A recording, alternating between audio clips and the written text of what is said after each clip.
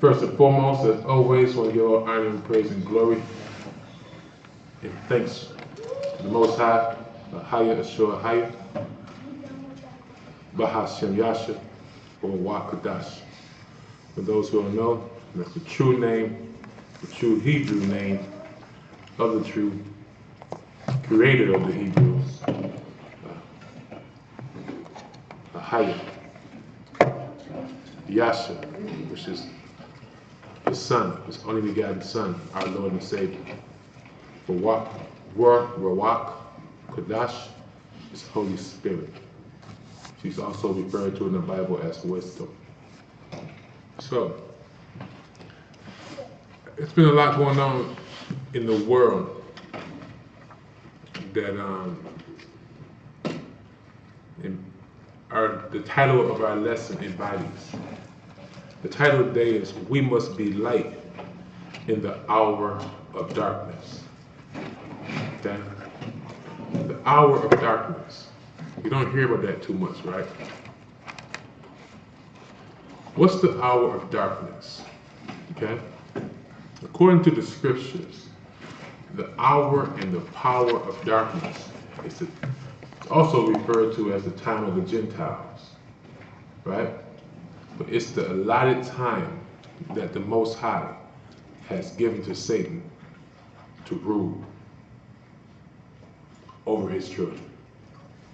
So it's the hour of darkness, right? Most High use hour as just a time, a short time. So that's why the Bible says Satan knows he has a short time left. It's the hour of darkness. And for this lesson, we're going to see how Satan will create a system that will create darkness on every level. Okay? That's why the Most High said we are not to love the world, because the world we live within belongs to Satan. And there is no light. It's a dark world. It's an evil, wicked world. The Most High has nothing to do with it. The Most High is the true light. He's the creator of light. All that belongs to Him are light. All those that are outside of Him are darkness. Okay? So, with that being said, I am Brother Ma'ad. This is Brother Tyler from Awakening of Ahayah Church. Glad to see your faces on the Most High's Holy Sabbath. Been a long time coming.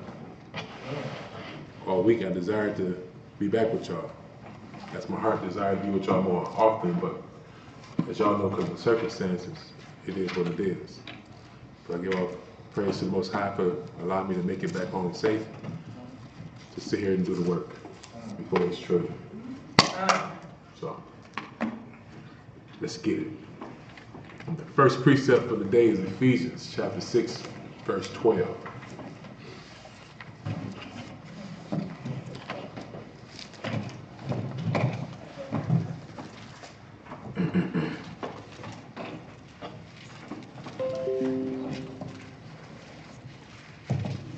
So,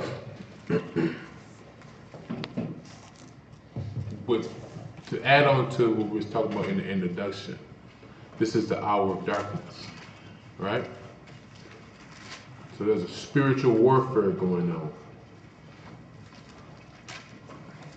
If the Most High has given Satan a lot of time to rule over His people, there also must be a work that's against Satan, just as Satan is against the Most High's work. So there's two works that's going on in the earth today. The reason why I brought up what's going on earth today, because I read the text message that we had in the group text about what happened in Detroit. You know, Most High said that they would do these things. Truthfully, we're going to start seeing more things from the sky, right? Because they know something that the world don't know, right? They're going to show you a lot of lights up in the sky, because the Bible says when it goes black, the sun, the moon, the stars relinquish their light. Only one light that the whole world going to see, and that's Yahshua. So There'll be many false crises. There's many things that many marvels that they're about to start doing, many wonders that they're about to start doing. But what we've seen in Detroit is nothing but what was going on out in California and these other countries when they have this laser technology where they start these fires. Like, it's also reported by residents in Detroit that laser, it burned a garage and the car that was inside of the garage. So this is what they're doing. They're they're destroying the earth. Right? Satan has given them technology to destroy the earth and mankind. Okay? That's the nutshell of it. We can get into the technical part of it. At the end of the day, Satan has given his children technology to destroy mankind and the earth. The earth is a gift to God's children. I'll say again, the earth is a gift to God's children. He said he did not create it for nothing, but he created it to be inhabited. So it's a gift. It's the residency of God's children. So why wouldn't the adversary of the Most High destroy what the Most High has created in his power? That's why it's written that for the elect's sake, the Most High does not cut the time short. No flesh will survive. So we are to really examine ourselves and be honest with ourselves and see how we actually are operating. Whose spirit are we operating in? Are we in the spirit? Meaning the spirit of the Most High? Or are we in the spirit of the flesh? Satan's.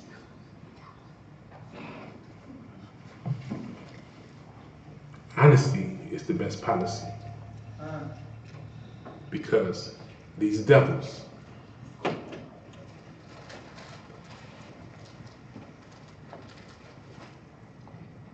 are really going hard with their objective. I was just talking to my brother a couple of days ago about how sad it is and how dark it is, that it's really like right now on the worldly level, on the street level. What's going on right now, it's like you have people laying out in your backyard on the side of your garage waiting to kill you, and you're in the house partying. Kind of sound like Nebuchadnezzar to me. They had the greatest party of the year, right? And the soldiers was marching in their territory, but they're partying. Our people are overtaken with the cares of this world, oblivious to the men on the side of the garage in their backyard waiting for them to destroy them. We're in the house watching the football championship game, the basketball championship game, playing videos, out in the clubs, when Satan's children, this government, are executing their plan to destroy God's children. The Most High tells us to watch. He has given us signs. We are watching. We're seeing all the signs every day of what I just said.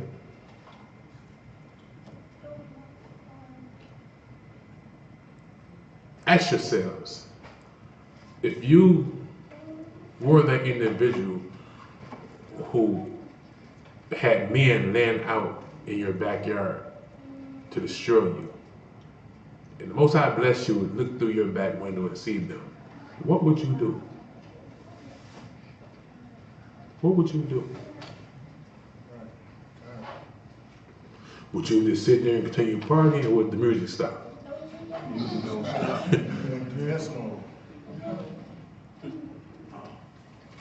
Well, my brothers and sisters, it's time to cut off the music. Prepare yourselves spiritually. fast and pray and rely only on the Most High. He's our only protection. Without him, we don't stand a chance in this battle. Okay? First precept, Ephesians chapter 6, verse 12.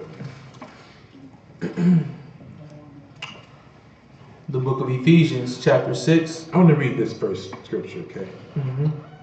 Every time I read this, something sticks out to me. The Most High has been telling us a long time what's really going on. Okay? It says, we wrestle, right? For we fight not against flesh and blood. Y'all get that? We don't fight with flesh and blood. Although from the outward appearance, it appears that we do. This brother or sister has offended us, or we offended them, or whatever. But like I told you, the scripture said a long time ago, it's not the individual, it's the spirits that are inside of them who's causing the strife. So we don't fight with flesh and blood. Even this government, it's really not the people. It's the spirits that have dominion over them, that are controlling them to do their policies and make them do what they do. If we had the ability right now to go before the Pope and cast out the thousands of spirits that's in him, he'd be a good guy. But because he has given over control of his vessel to the dark spiritual world, he's exceedingly wicked, and evil, and hateful against God's children. So we don't fight against flesh and blood, but against principalities. See, those are the structures that the demons has physically designed in the earth today. Some of us call it institutional racism. It's not institutional racism. It's the structures that are designed to keep God's children slaves on every level. Okay? Remember, this war is against God's children. Although there's casualties of this war outside of God's children, the main targets and focus is God's children. Against powers. What powers? Powers is another name for gods. So we fight against the gods of this world. Okay? Against the rulers of the darkness of this world. See, I just said the same thing. We fight against the rulers of the darkness of this world. Against spiritual wickedness in high places. So let's keep that in mind. That's really what's going on. And that's really all that's going on. We're fighting against the gods of this world. Okay? Luke chapter 22, verse 53.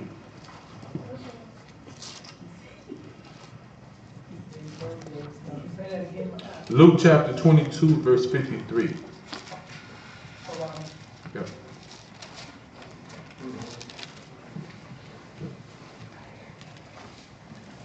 Luke chapter 22, verse 53.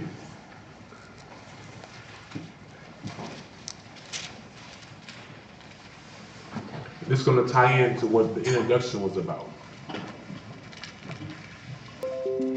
We must be light in the hour of darkness. Okay? This is a command, it's not a suggestion. But we must be light in the hour of darkness.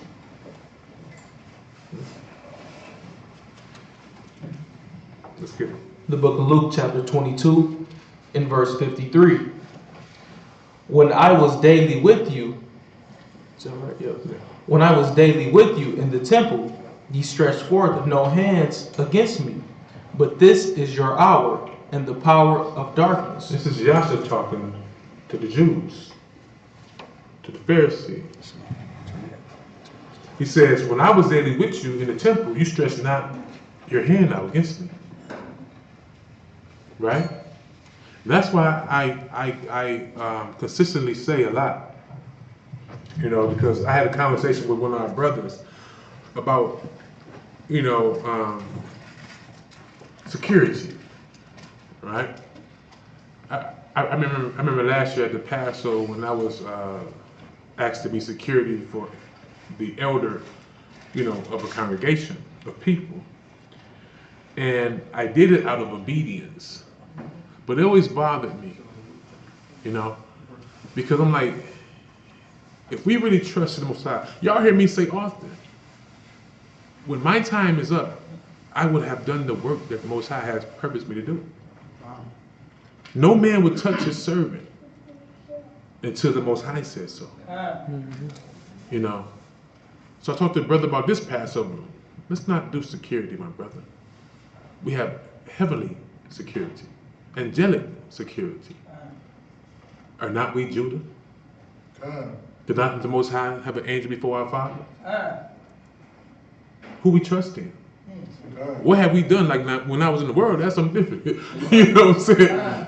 But but we're soldiers of the Most High. Make a lot of sense, bro. But check out what Yasha is saying and why we have this title. We must be light in our darkness. Let me break it down. It says, when I was in the temple, you did no harm to me. Why not? Because Satan was trying to destroy Yasha every moment of the day. But Most High did not grant him authority. He had work to do for the Most High. So Yasha is bringing something to light to show them that he was sent from his Father. Even at the end, he told them, he said, hey, you don't take my life. I lay it down. See, Yasha was deep for those who have an ear. You know? So he says, but this is your hour. This is the hour my Father has given you authority. You get it? And the power of darkness. So this must take place so scriptures may be fulfilled. This is the only reason why you're going to take the Most High's servant, Son, out this earth. He came for this. Right? Once he fulfilled every single, people don't understand, Yasha fulfilled like 48, 50 some prophecies in the short time he was here. Prophecies. So no man can say this Bible was not true. It was written 700, 800, 900 years before Christ came with things he was going to do. Book of Isaiah, prophecy, he fulfilled everything that was prophesied for him to fulfill at that time. So no man, that's why even when there was threatening his life, at the feast, his disciples told him, don't go. He laid back for a minute and he went before all his killers. Did his Father's work. They couldn't touch him until the Most High said so. And that goes for his true disciples. All the disciples who got destroyed, filled the work the Most High had for them. They would have been killed Paul. They would have been killed Peter. But when they fulfilled the purpose of the Most High, he let them take their life. And now they're waiting for their reward. Okay? But this is the hour of power. Right now, this is the hour of power. I mean, the hour of darkness. The power of darkness. What we see going on right now, this is why we have no attachment to this world. It's their hour. So there's no need for us to spend a lot of time conversing about what's going on in the world. We must understand it's the hour of darkness. It must be this way. We are not to marvel at what's going on in the world. Yeah, that's laser technology that happened in Detroit. The Bible said they'll do those things. They'll send fire from heaven. Right? The world marvel at their technology. Who is like the beast? So everything we see going on in the world is time for it. Sin has abounded. Sin has become like a pimple ready to bust. And you read these scriptures throughout many generations. When Most High destroyed Sodom and Gomorrah, sin has gotten to a head. Well, it has gotten to a head again. So you see the head of it now. This is the end of it. It's going to get more wickeder. Because it's the hour of darkness. Right? That's why we say all the time, Satan has ramped it up. It's their power. It's their hour. It's their hour to destroy all that they can destroy in the time they have left. We must render our souls to the power of light. Now. John chapter 12, verse 27.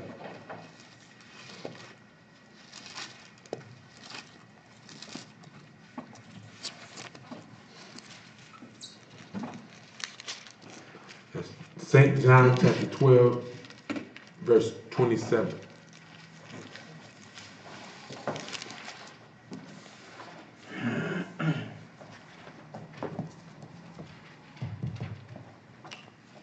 The book of John, chapter 12, and verse 27. Now is my soul troubled, and what shall I say? Father, save me from this hour. Let's stop right there for a minute. To show you that Yahshua was flesh and blood. He said, now is my soul troubled.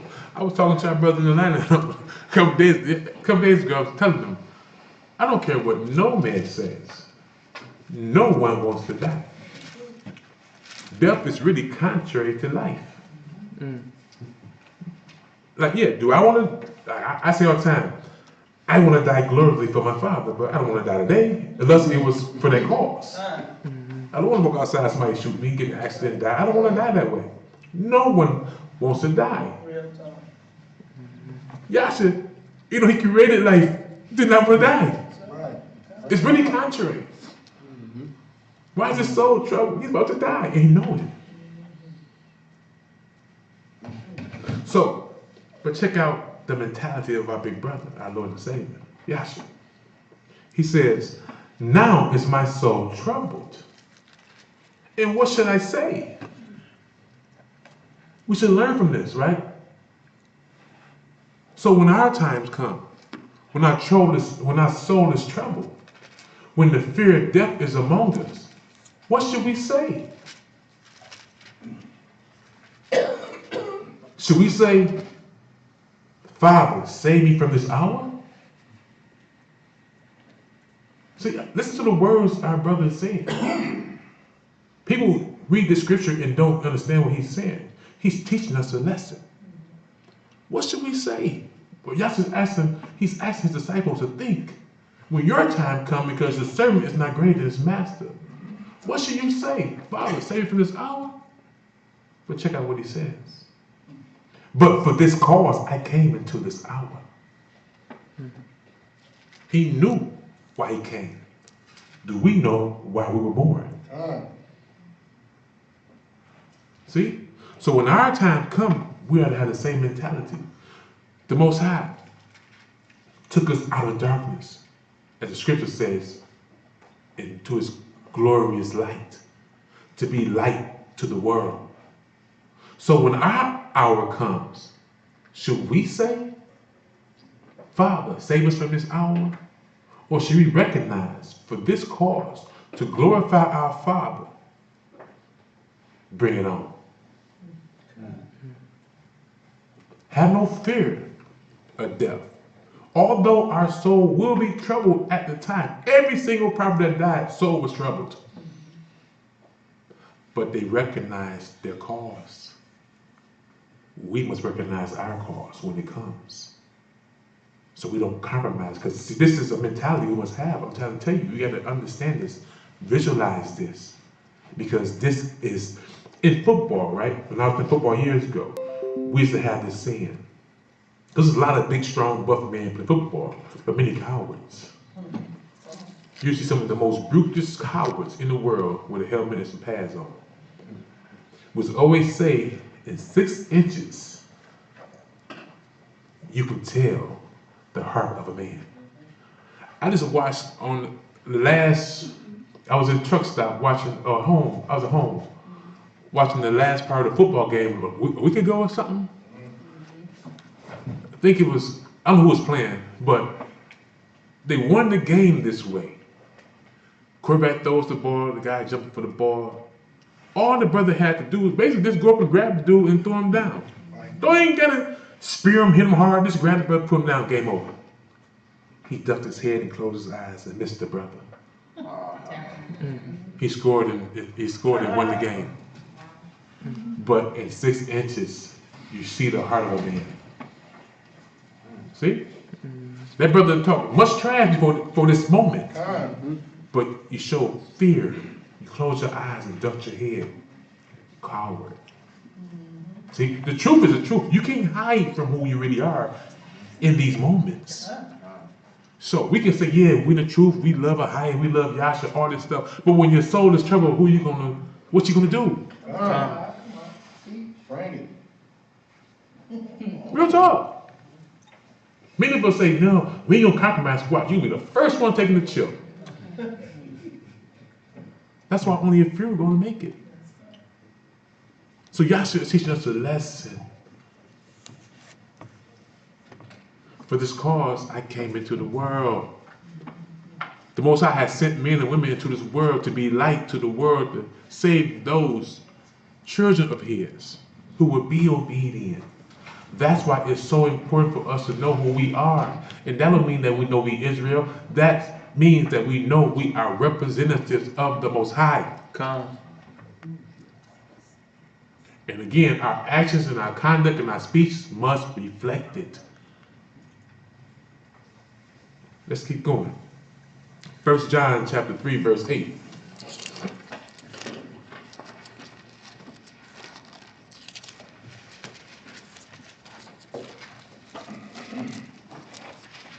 So in this hour, Satan has masterminded a system of sin, a system opposed to the Most High.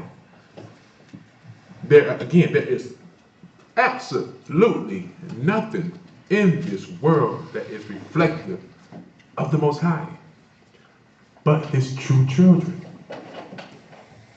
Y'all understand that? Come.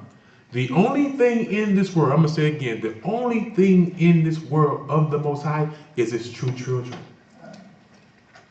And that don't mean Israelites. That means those who follow the true Israelites.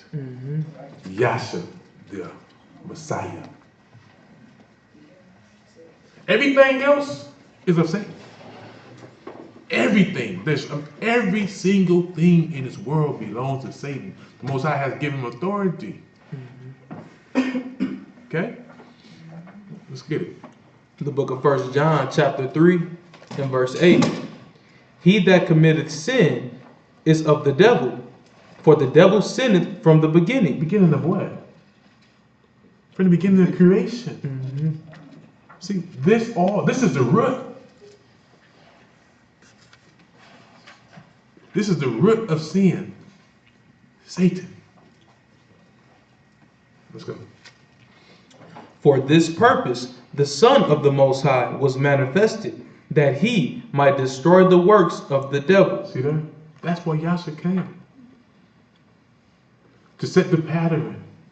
To show the way.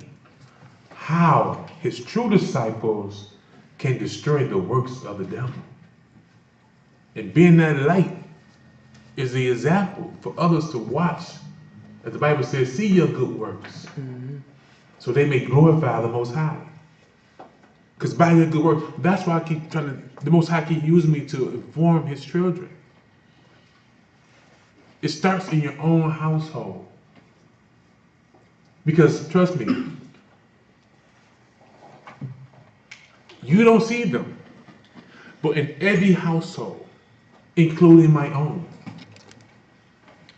sit on every chair and couch and floor, demons. Got their feet up, wait for the opportune time to start strife. That's their function until the consummation of time. Do you believe that? I do. See, the father of sin we're talking about right now, right?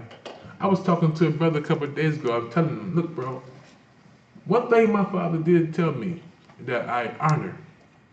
He said, you ain't got to fear Satan, but you better respect him. Do y'all understand that? Just as we are supposed to marvel on the Sabbath day, the Most High's marvelous work. We're not supposed to marvel at Satan's work, but we're supposed to acknowledge it. Let's acknowledge it for a minute. The Bible says Satan has deceived the entire world. Imagine that. It's over 7 billion people on earth. Let's think about it for a minute. Bring it out. How do you deceive over 7 billion people?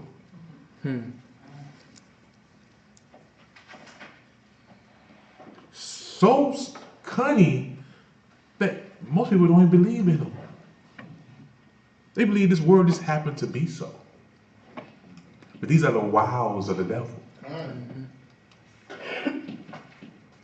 Whenever we think anything contrary to the Most High, it's the work of the devil.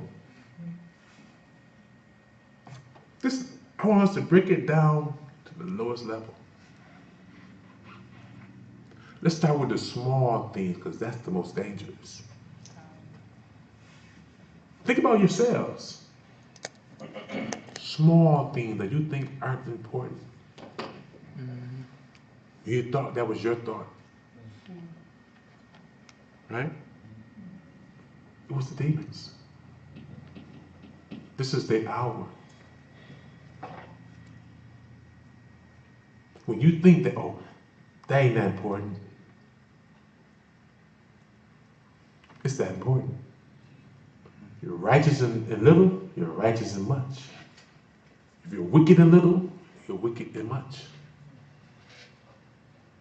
That's why we are to put all thoughts under the authority of Christ. All thoughts under the authority of Christ. The Most High, I'm telling y'all, every Shabbat He feeds us. This is what we're doing right now. He's preparing us, y'all. I hope y'all really recognize it. He's preparing us. The time is here. The time is here. Let's go. The next precept, the book of John, chapter 14. So wait. Let's get into it. He that committeth sin is of the devil. See? It's straightforward. You have given the dominion of your vessel to the devil. For the devil sinned from the beginning.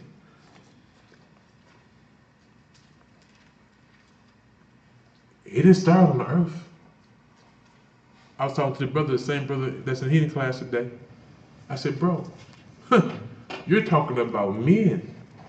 You're reading the law and you're marveling at the law. That's excellent. But let's deal with Satan for a second. Show you how influential he is. How cunning, how deceptive he is. We read the Bible and we read about our foreparents and how hard-headed they were. We see evidence within ourselves, not even outside the church. Within ourselves, we see the stiff-neckedness.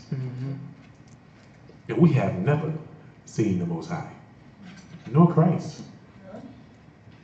But imagine the angels who have seen watch the Most High create, know His power. Well, they know a little bit of His power. He had disposed it all. But imagine you seeing the Most High. You seeing before the Most High every day. You seeing His marvelous work every day. Where in this realm, in this world, there's no such thing as faith.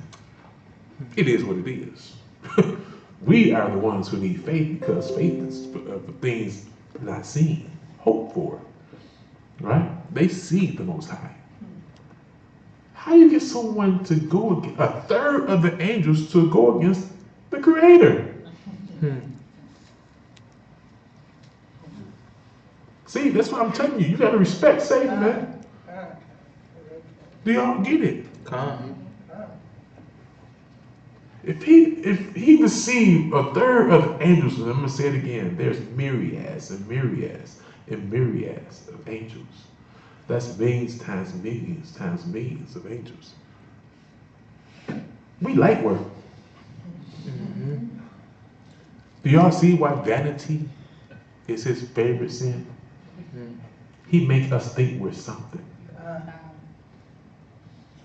Make us think that we're something. The Bible says you're nothing. You're creation. You are a creation. That's like right now, right? This bottle of water having the ability to talk to me. Real talk. It sounds stupid, right? What power does this water have over me? This bottle of water. Even though we got a mouth. None. He can, yeah. I ain't gonna do this. You ain't gonna do this to me. You ain't do that to me. You know what I'm saying? That's man. In their arrogancy. That's man. That's what Most High says is foolish. For you to ask the potter, for the clay to question the potter. And for real though.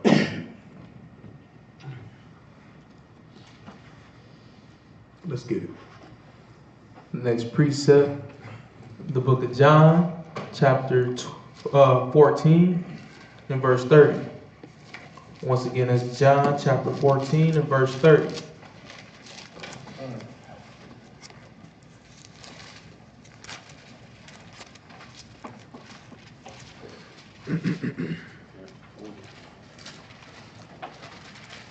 The book of John chapter 14 and verse 30. And it reads, Hereafter I will not talk much with you, for the prince of this world cometh, and hath nothing in me. See, hereafter, right? Yasha knows something's about to go down. He knows he's about to leave. And someone is on their way.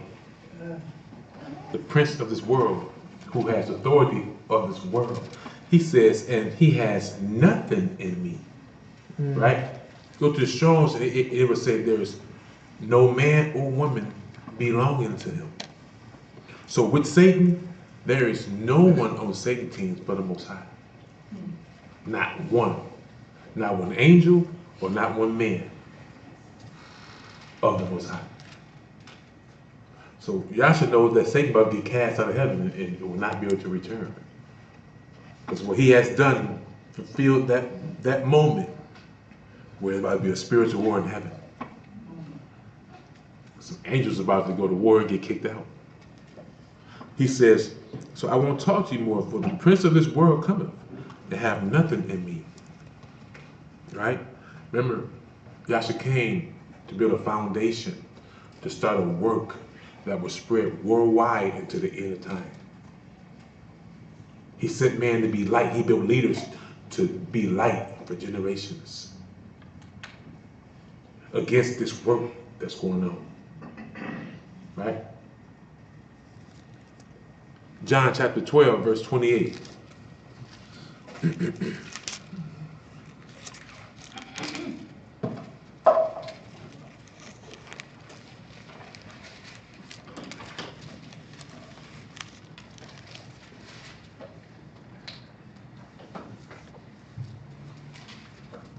The book of John, chapter 12, and verse 28.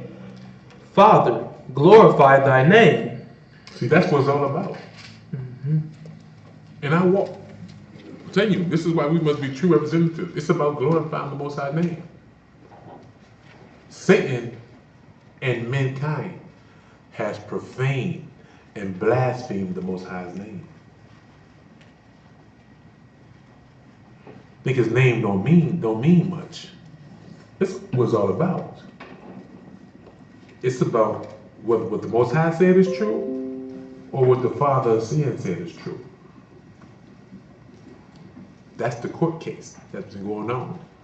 And judgment has been set. But this is a court case. This is a true court case that's been going on thousands of years. Satan blasphemed the Most High's name. It had angels and men profaned it by their conduct. Most High said, all that with me are righteous. Outside of me, there's judgment. I will destroy all outside of me. He didn't create nothing wicked. Nothing. Right? What do you say? No. Let's go. Then came there a voice from heaven, saying, I have both glorified it and will glorify it again. See, I have both. See, this Most High is doing work. He have both glorified and will glorify it. Right? In heaven right now, it was being glorified. We're going to read that in a minute. As Yahshua is speaking, it's being glorified. He's doing work right now. He's casting out all filthiness from before him. All wickedness from out of space, out of sight. He said he will glorify it.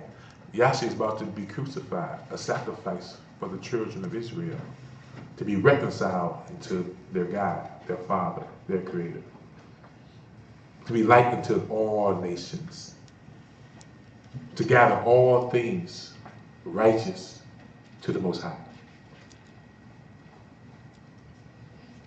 That's what it's all about. Us being a light to the nations, to Israel first and then to the Gentiles, are to gather all things that belongs to Yahshua. Like how John the Baptist prepared a way for Yahshua. These men, these women would be little John the Baptist, preparing a people for Christ. That would be a light against the darkness. So when the angels come, they know what's light and they know what's darkness, and there'll be a separation. All those that are in darkness will be burned in the fire. That's the judgment. Satan lost his court case. So we have to pick what side we're on.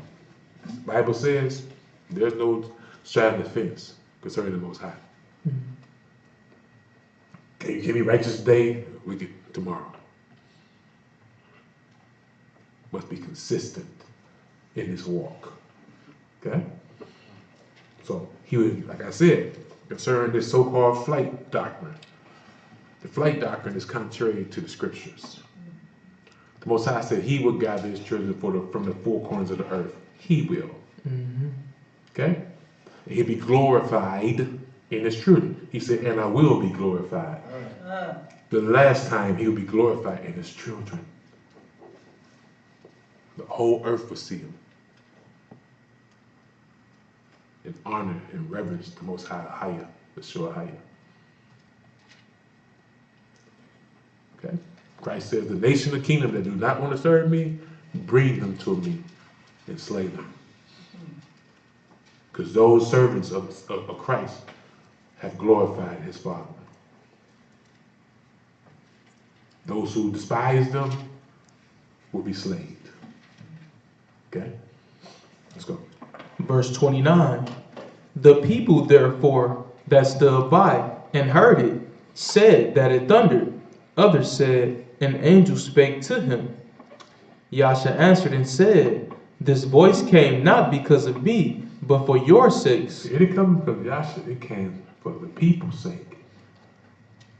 Testifying that this is Christ. This is the Messiah.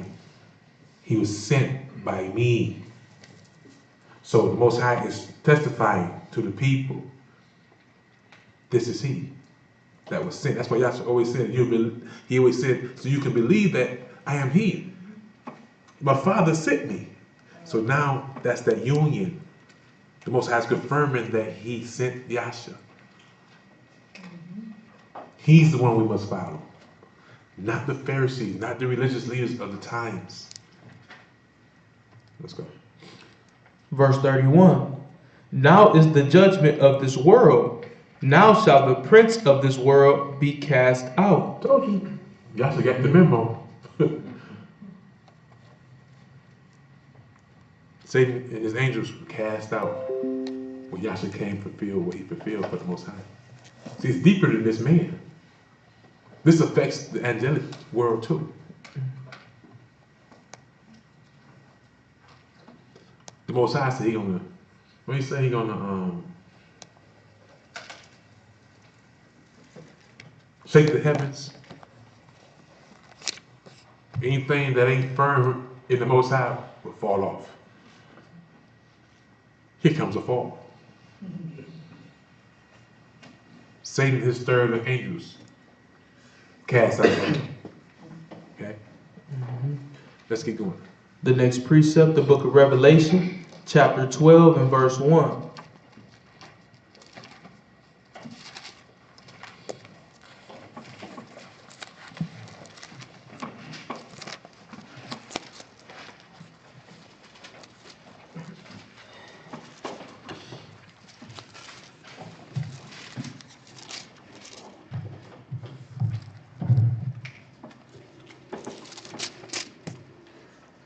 The book of Revelation, chapter 12 and verse 1.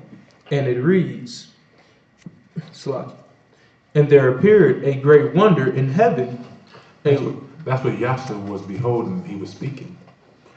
As he's speaking, he knew what's going on in the heavenly realm. This was the wonder he was saying. Right? The Prince of the world is coming. Right? Showing that the authority was not for the authority of the world at that time was not granted to Yahshua.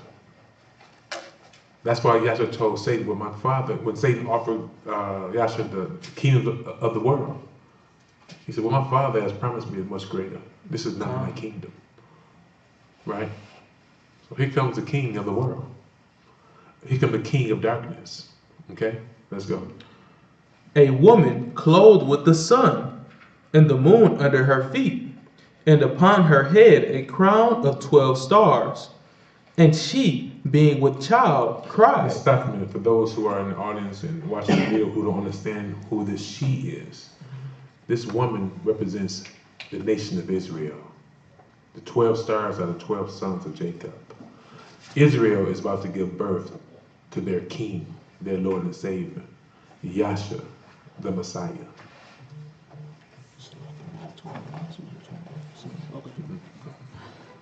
Verse 2. And she, being with child, cried, travailing in birth, and pain to be delivered. And there appeared... Stop a minute. Brothers actually, many have that same ideal, and I said it one time, but I corrected myself. The 12 stars are not the 12 apostles. The 12 apostles did not give birth to Yahshua. The nation of Israel.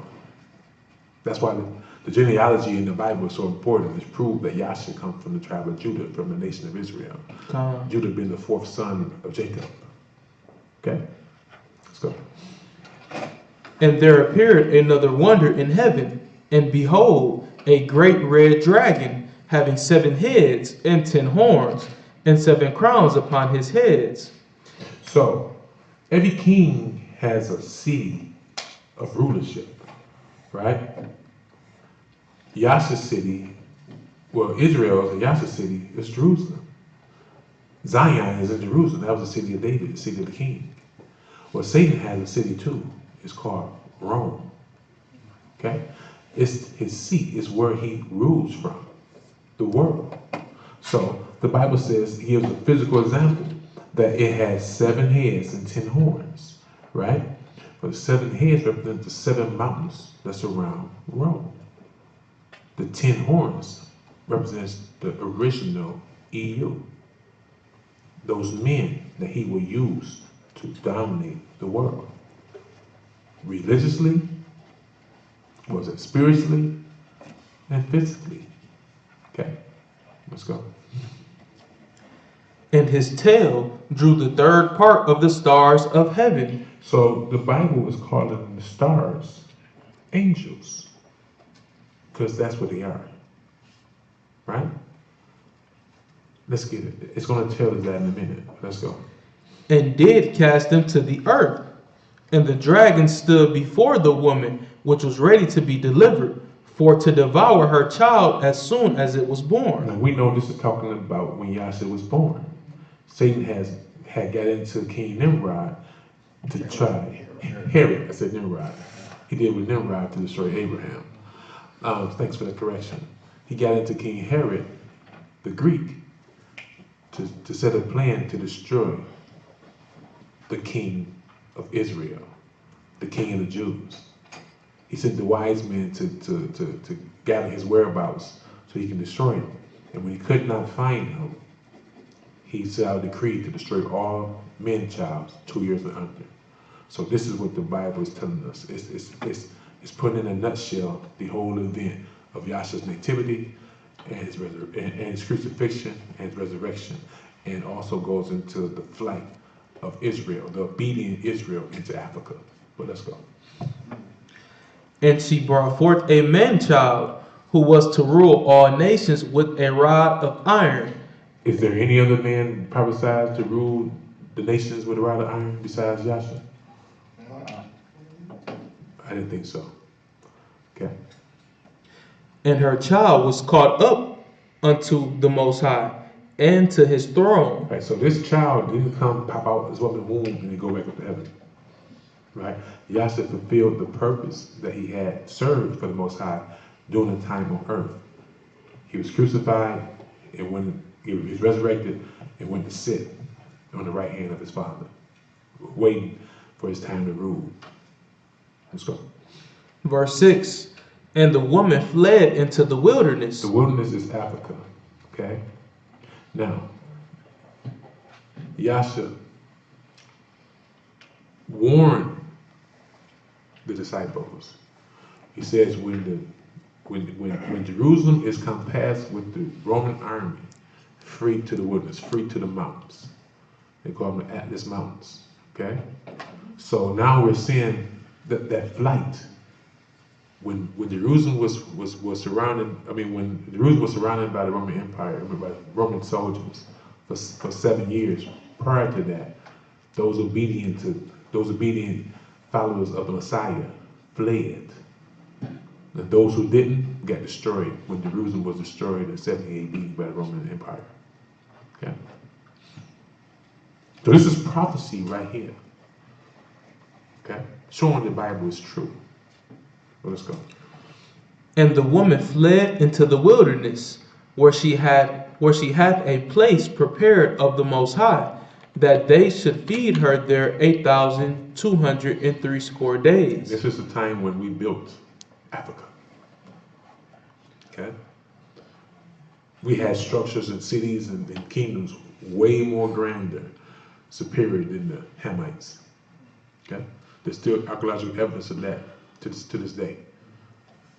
But showing that we was not originally from Africa. Okay? We fled there in 70 AD, fleeing from the Roman persecution. Let's get it. Verse 7, and there was war in heaven.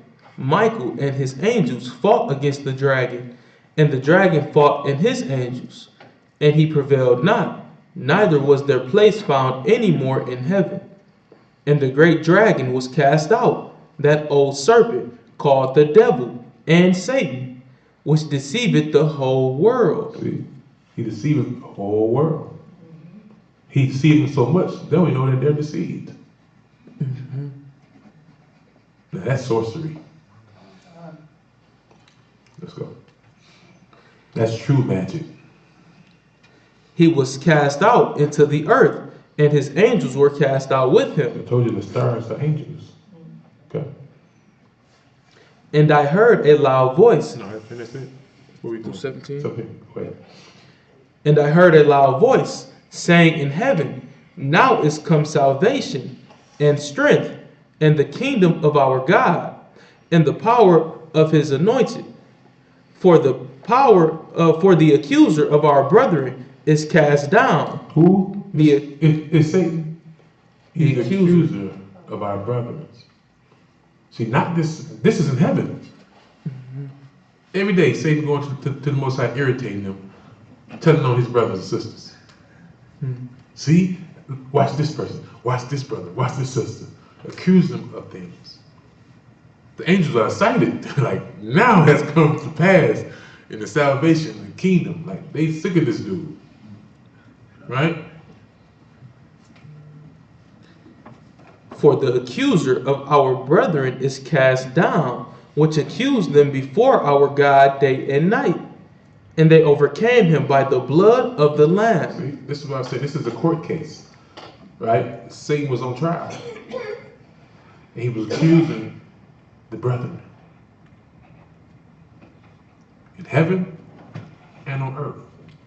The Most High gives a wonderful example in the book of Job, right?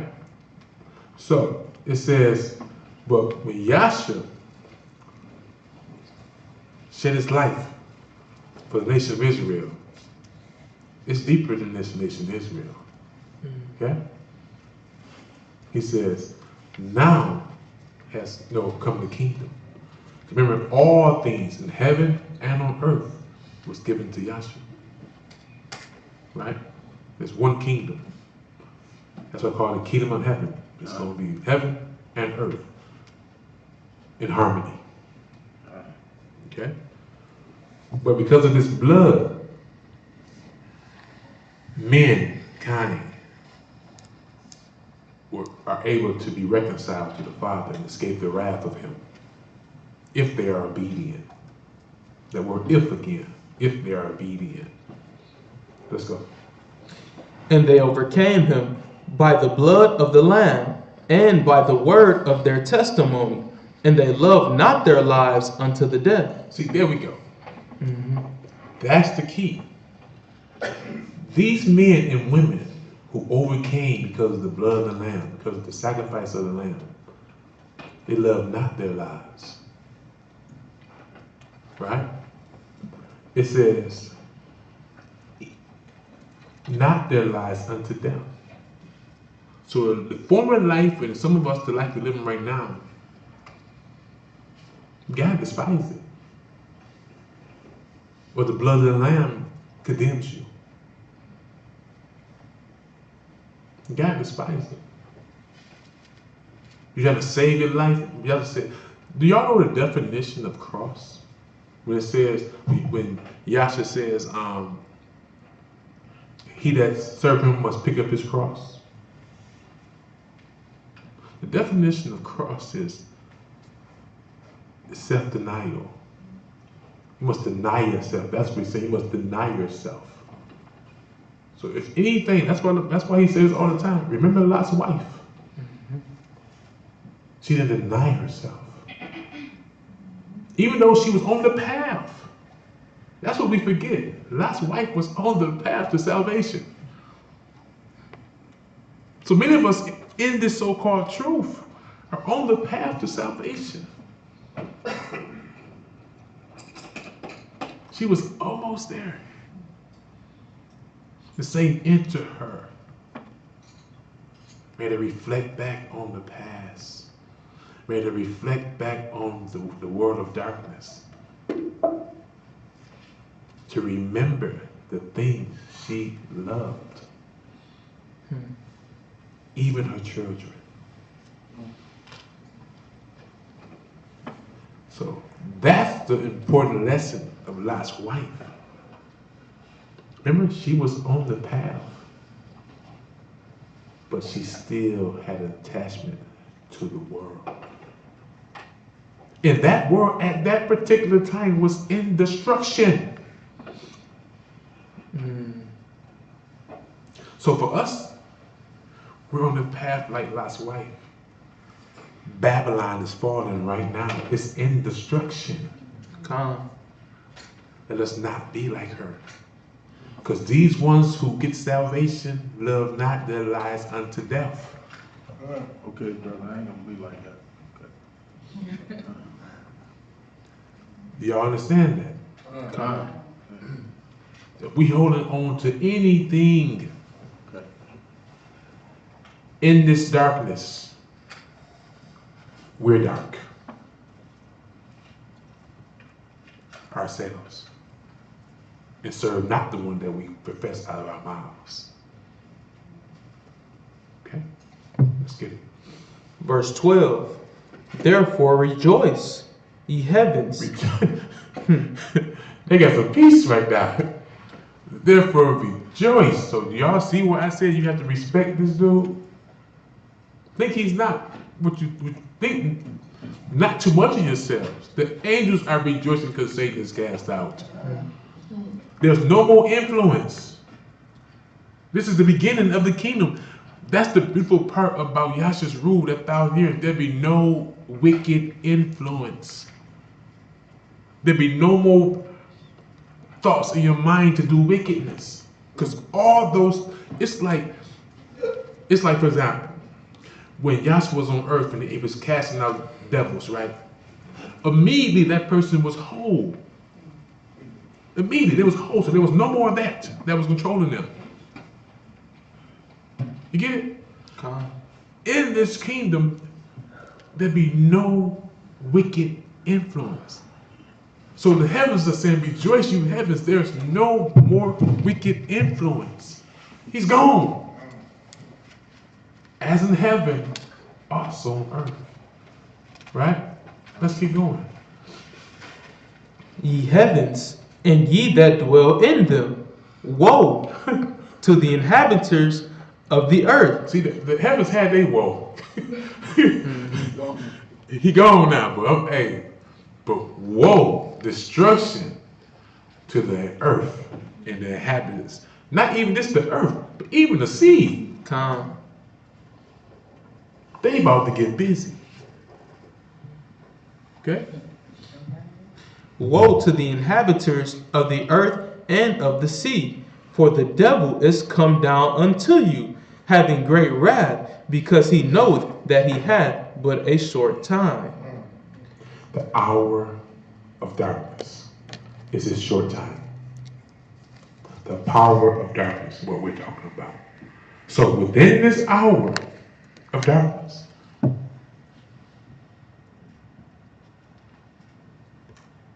there are many traps and snares that look good, that look righteous,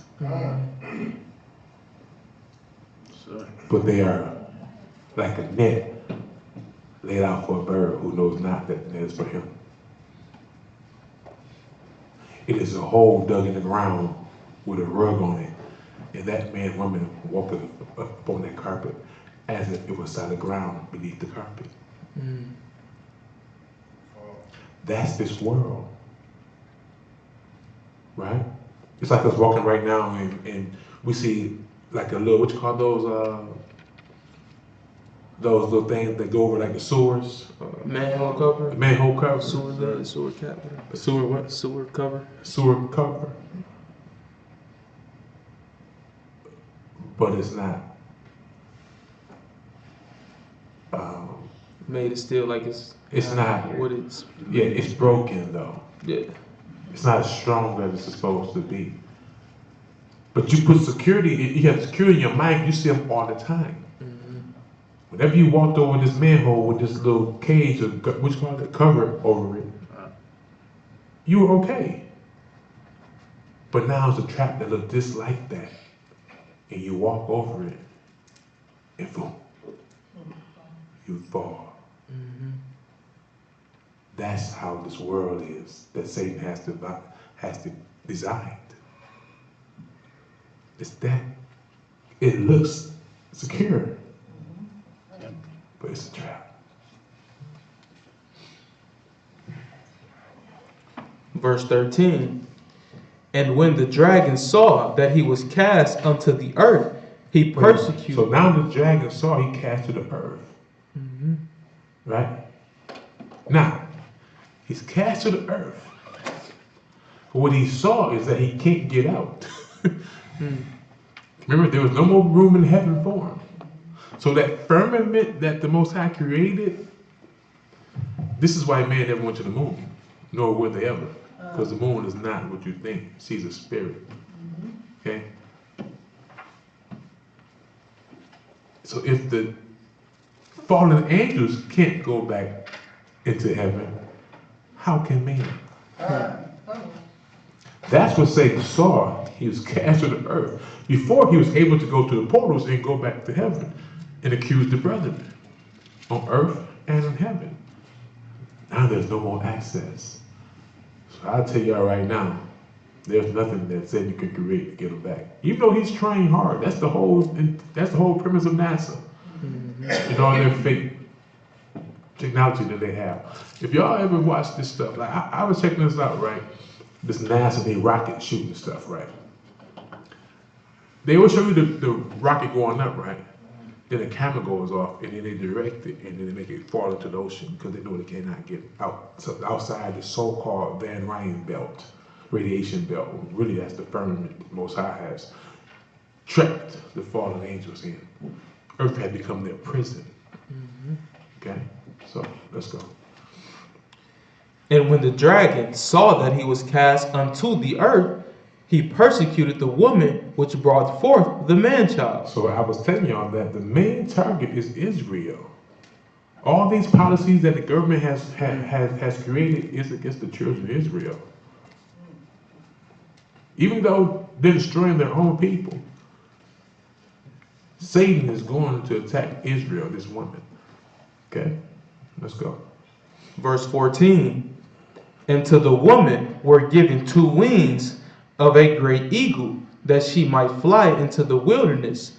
So angels led Israel out of Jerusalem into Africa. Okay, as like before. Nothing new under the sun. Into her place, where she is nourished for a time and times and half a time, from the face of the serpent. So for a while, Israel was obedient. Because remember, it says, if we are obedient to the Most High, Satan will flee from us.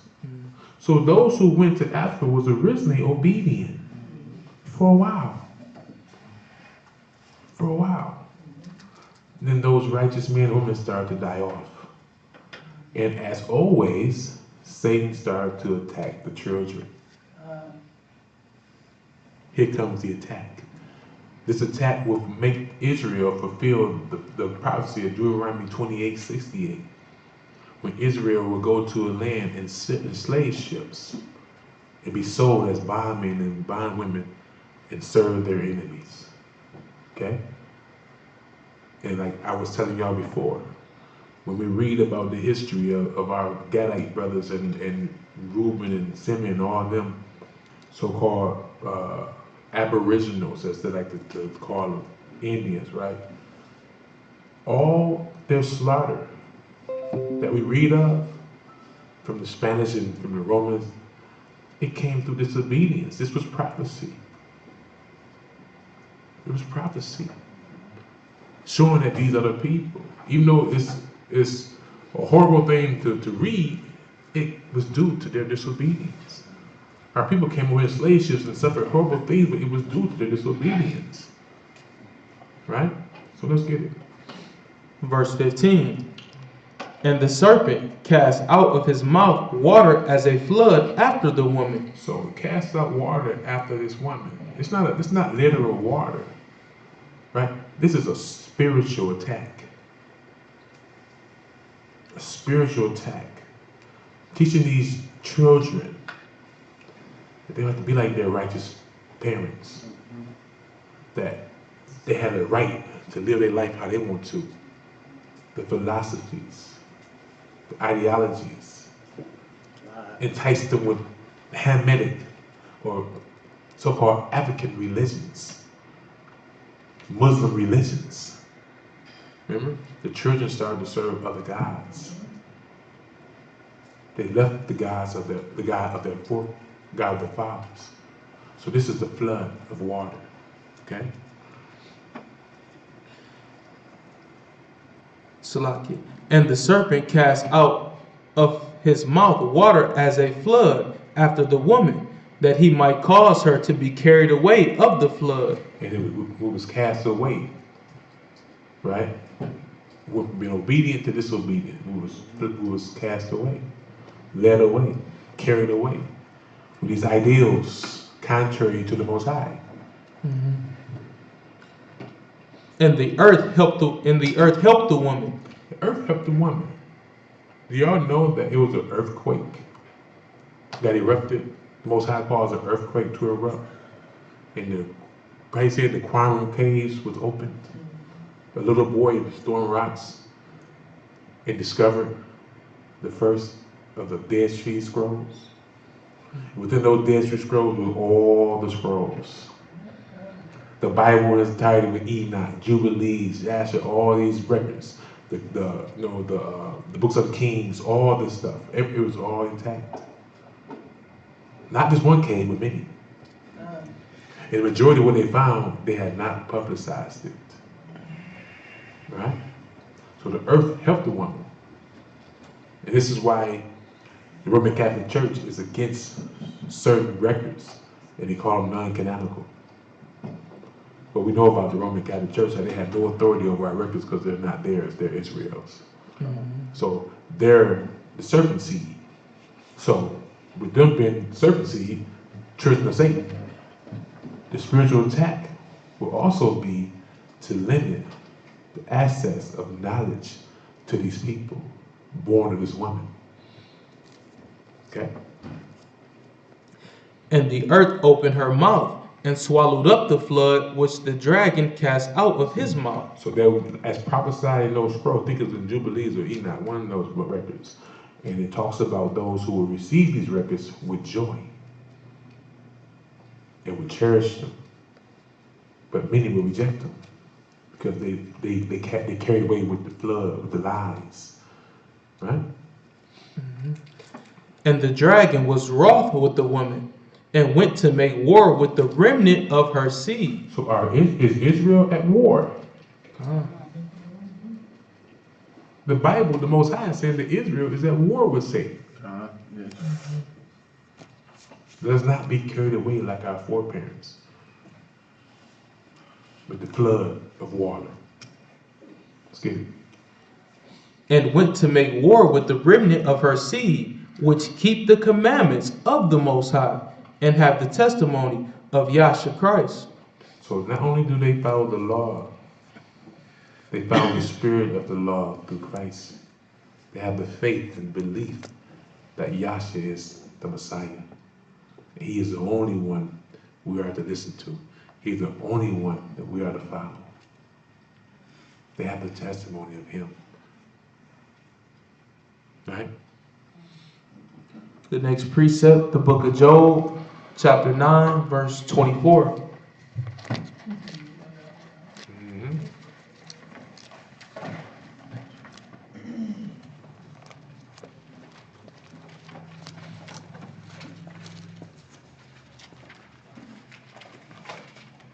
Yahshua said that the prince of the world was coming, right?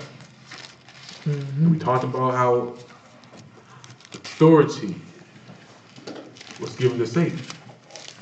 It was prophesied here in Job, what we said earlier, showing that God did not love this world so much that he gave his only begotten son. Okay? The book of Job, chapter 9, and verse 24. The earth is given into the hand of the wicked. So you see what Yahshua was saying? The prince of the world is coming. He knew that Satan was getting cast out as he spoke, and authority was given to Satan of the earth. He covered the faces of the judges thereof. Who covered the faces of the judges? Satan. Right? God. That's why the Most High gives us through his Son information that we can use our perceptive powers accurately, use our understanding accurately. He said, you would know them by their fruit. When you read in the Bible, you see many elders of Israel who were overtaken by Satan. They didn't judge Israel righteously. Even today, you see many brothers operating with the knowledge of their Israel, but they're not judging Israel righteously. Remember, the whole law hangeth on 2 commandments.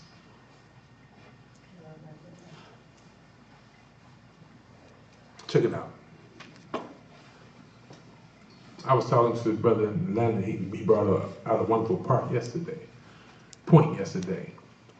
We were talking about the Sabbath and stuff. We was talking about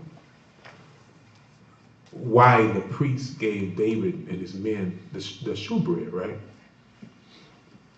And even though according to the law, it was unlawful for anyone beside the priest to eat of the shewbread,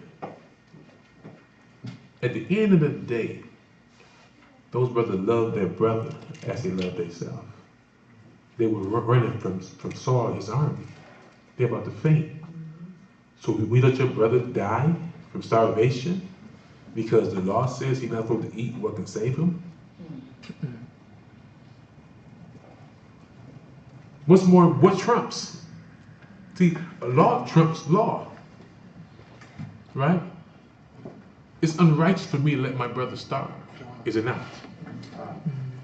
Most High did not design the law for us to be ignorant of that fact. That's what Christ was trying to teach the people. That's what it says with Yahshua came truth, the faith. The truth came, the true definition of the law, the spirit of the law. Yeah, I know it says this. That's why I said the Bible is like text messages. It says this, but there's a deeper meaning to it. Mm-hmm. Right? So,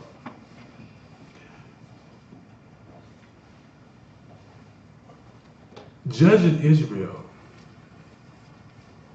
unrighteously is death. That don't just go to the elders, that goes to the brothers, sisters. Because remember, Yahshua is our Lord, and we all are brethren. Right? So any brother that puts himself above his brother is an antichrist. That's not what he was talking about. Because I'm an elder does not mean that I'm greater than you. There's one that's great. That's Ahayah. Okay? So we dealing with each other. This is why we must have mercy and forgiveness to the brethren and to the sisters, because the Most High is showing us the same. We're begging him for it. Mm-hmm. So we must be as quick, like I said, we must be as quick at it as we are with ourselves. Just as quick as fast as we forgive ourselves, we must do it with our brothers and our sisters. You know, so let's go. If not, where? If not, where? And who is he? So, if there's a righteous judge in this earth, show him to me.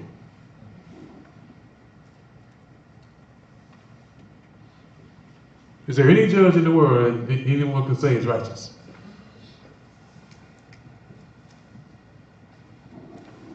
I didn't think so. There's not one judge on the earth today that's got this Bible before them and using the Most High's counsel to do judgment. Mm-hmm. Not one. Because Satan has them all in his hand. Okay? Mm-hmm. Put the Bible what this said. Okay? Let's get it. The next precept, the book of 1 John, chapter 2, and verse 15. So because Satan has been granted authority over the earth and will design this world of darkness, the Most High warns us not to love it. Right? But Satan, his craftiness, he will promote. Be all you can be. Be successful in this world. Right? This is part of the flood. Everything we was taught about the American dream is part of this flood. Book of Revelation was talking about. Is there anyone in this room that hasn't at one time desired to be something in this world? Be somebody in this world. To live a certain life in this world. Is there anyone in this world? I mean, anyone in this room? Is there?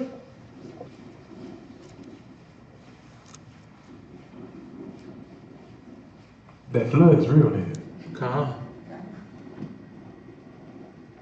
Every one of us desire to be somebody, which is idolatry. Every one of us desire to be something in this world. To make a difference in this world. to make a difference in our community. See, that's part of the flood too. People always told me when I was back in the day, you know, when you make it, give back to your community. That's part of the flood. Yeah. But it's truth. The part I'm supposed to give back to the community is this Bible, the gospel, teaching my community the laws, statutes, commandments that was given to us, teaching my community who their God is, teaching our community why we're in the circumstance we're in. That's how we give back to our community, to be used as a vessel of the Most High and resurrect those dry bones Ezekiel was talking about. That's giving back to the community. That's how the earth devours the flood, swallow up the flood. This gospel is what is swallowing up the flood. Okay? Let's get it. Sister, can you say your comment for the end of the class, please? Thank you. The book of 1 John, chapter 2, in verse 15. Love not the world. Wait. God loved the world so much though. The Bible says love not the world. Remember, it's given into the hand of Satan. Neither the things that are in the world. Remember I said earlier, there's nothing in the world of the Most High. Christ says Satan has nothing in him, of him. They're totally contrary, which we're going to get to in a minute. Right? Let's go. So we're not to love the world, nor the things that are in the world. Nothing in the world. I pray for all of our spiritual growth so we desire nothing of this world. Okay? If any man love the world, the love of the Father is not in him. See? If any man or woman loves the world, the love of the Most High is not in him. That means that you don't love the Most High. You love Satan. And because we only see Satan as an angel of darkness, we're forgetting what the scriptures say. Satan comes of the angel of light. So that God appears to be good. That's why it's hard to detach from him. He used to be good. He knows how to be good. He puts the good foot first. So it's hard to attach from him. Okay? That's what Most High said. If you love the world, you don't love me. Because I hate the world and its ruler.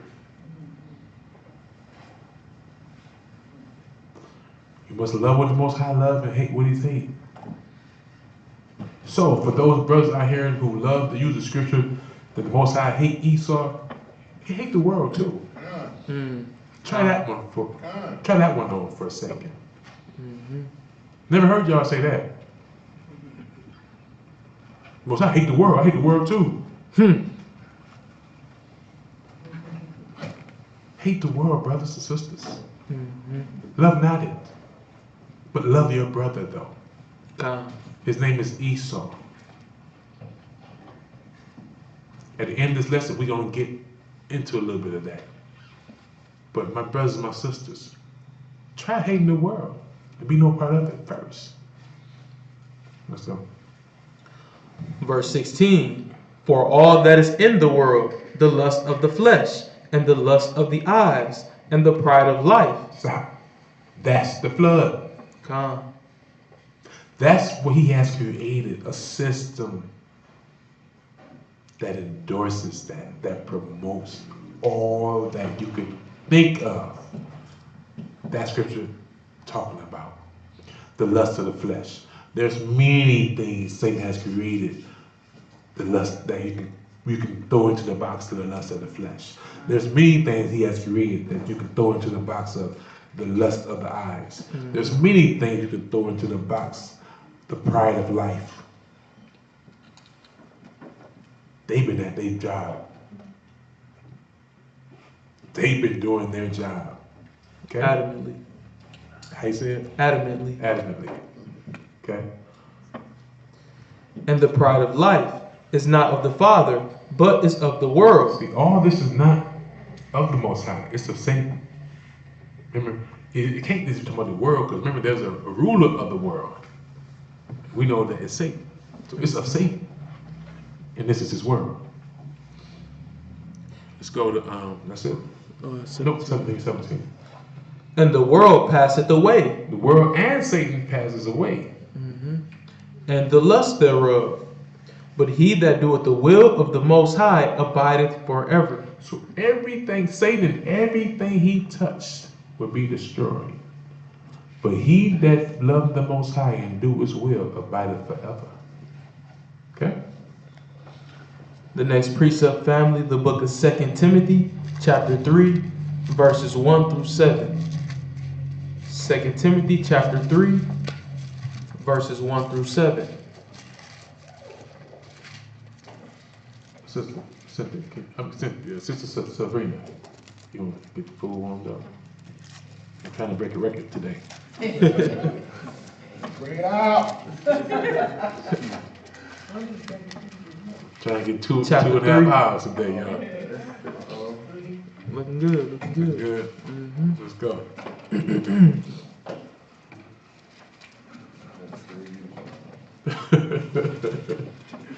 Let's get it. The book of 2 Timothy, Now chapter check it out. The book of Revelation said that woe to the earth and its inhabitants, right?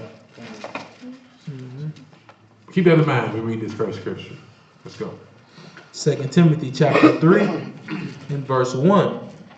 This know also, that in the last days perilous times shall come. So know this, because Satan and his third angels have been cast down to the earth, that when their time is almost up, it's going to be hard Kicking and fighting. on the earth. So it be perilous times, hard times, y'all. It's called Jacob's trouble, right? It's going to be perilous times in the last day because of the assault from these dark angelic forces. Okay? Let's go. For men shall be lovers of their own selves. Now, the Most High is going to lay it out for us right now. This is what Satan has designed. This is the flood, and these are the things that, this is the work of the devil. Okay? This is the work. He has gotten men to believe in these things. Okay? And their actions are showing that they believe in them. But let's get it. For men shall be lovers of their own selves, covetous, boasters, proud, blasphemers, disobedient to parents. Y'all understand that someone is making them this way. Con. This is not, remember it says we don't wrestle with flesh and blood. So someone has made the whole earth this way.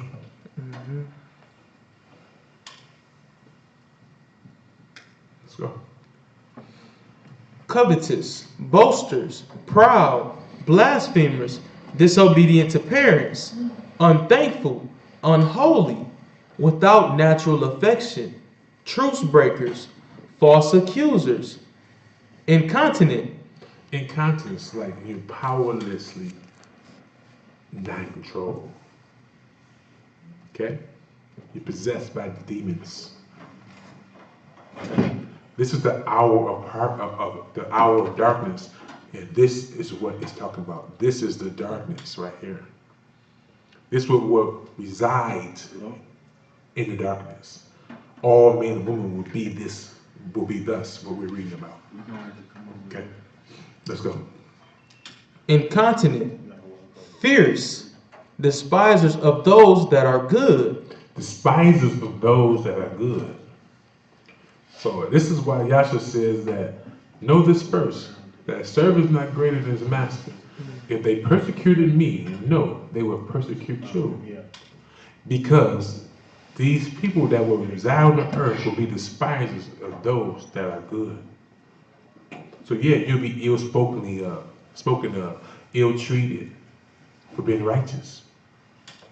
you'll be strange to this world. Remember, this world is darkness, and light and darkness is contrary. Okay? Traitors, heady, high-minded, Prideful. lovers of pleasure. Wait, levels of pleasure. Let's just break it down to a food level. Mhm. Y'all don't eat pork? Man, I don't know if I can do it baking up. That's pleasure. It's not just talking about, sexual stuff. Anything that your heart desires in this world is a pleasure. So you would love to feel your own pleasure and to please the Most High. Exactly. Okay? Wherever it may be. Okay? Lovers of pleasures more than lovers of God, This says pleasures with an S, so there's many. Look, let's go. having a form of godliness, but denying the power thereof. See, these people will be all these things, and they will still have a form of godliness. So they will still be going to these churches, even though they're truce breakers. This will be to parents. Lovers of their own selves, proud, blasphemers, unthankful. They will still be going to church. And that's the fruit that we see in the churches. That's what it produces. In Satan houses, the spirit of him. Right? It says denying the power thereof, because the spirit of the Most High purges all that out of your heart, out of your spirit. But you deny the power, I mean you deny his word, you deny his correction. So you will be this and be proud. Even call yourself a good person. You get it? You would call, and other people will call you good, even though you're these things that's on this list. They will call you a good person. And you are without natural affection. In this world, you're a good person. You might give alms. You might give to charity. Go to church every Sunday. But you're still on this list. You're backbiting your sister. You're backbiting your brother. But the world will call you good. And will love you. But you deny the power. When you heard the word, it had penetrated your heart because you love the pleasures over the Most High.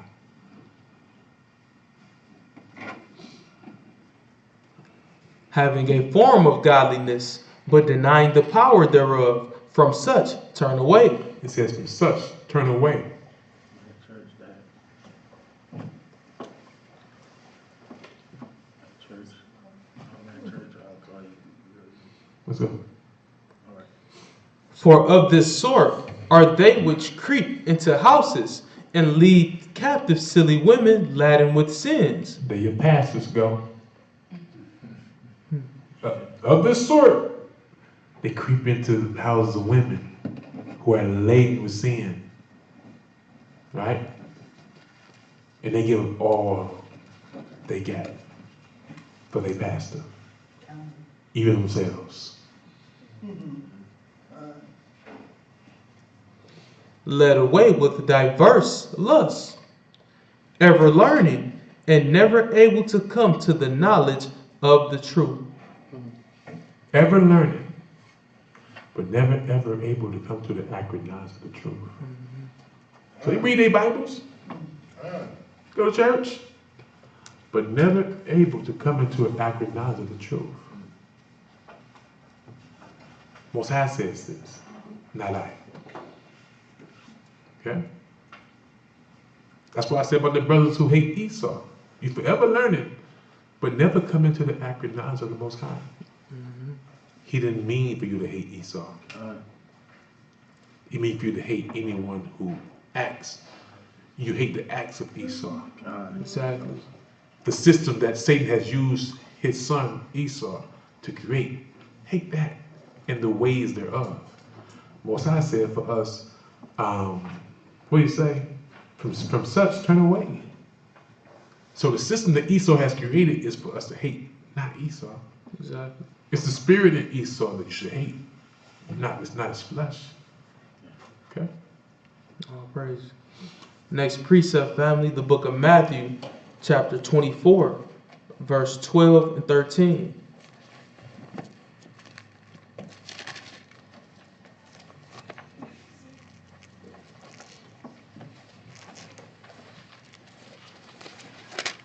So during these last days, this is what will happen. The Bible says what is good will be perceived as bad, and what is bad will be perceived as good.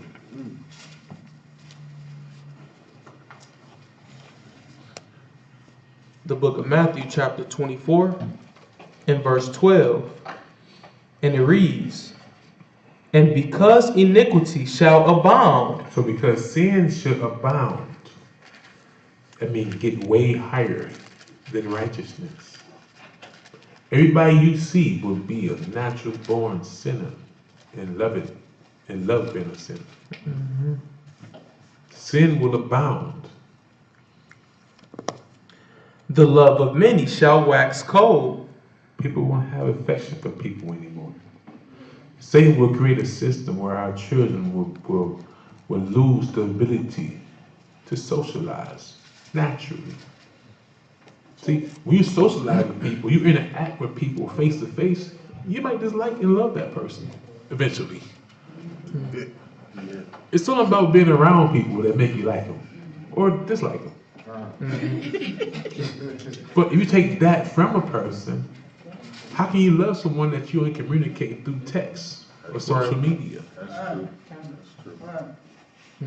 Then he created a system where he has movies and music of hatred.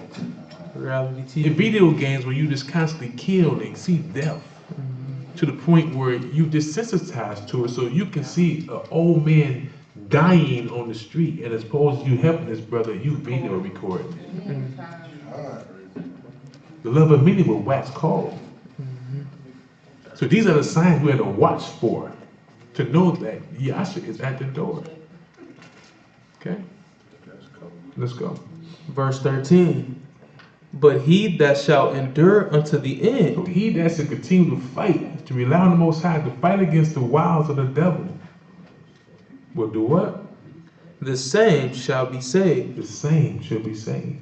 Same now. No, you're not saved now. The Bible says until the end. This is an everyday fight. Con. You know what I'm saying? That bell still ding, it's time to get back in the ring. You know what I'm saying? Galatians chapter 5, verse 17.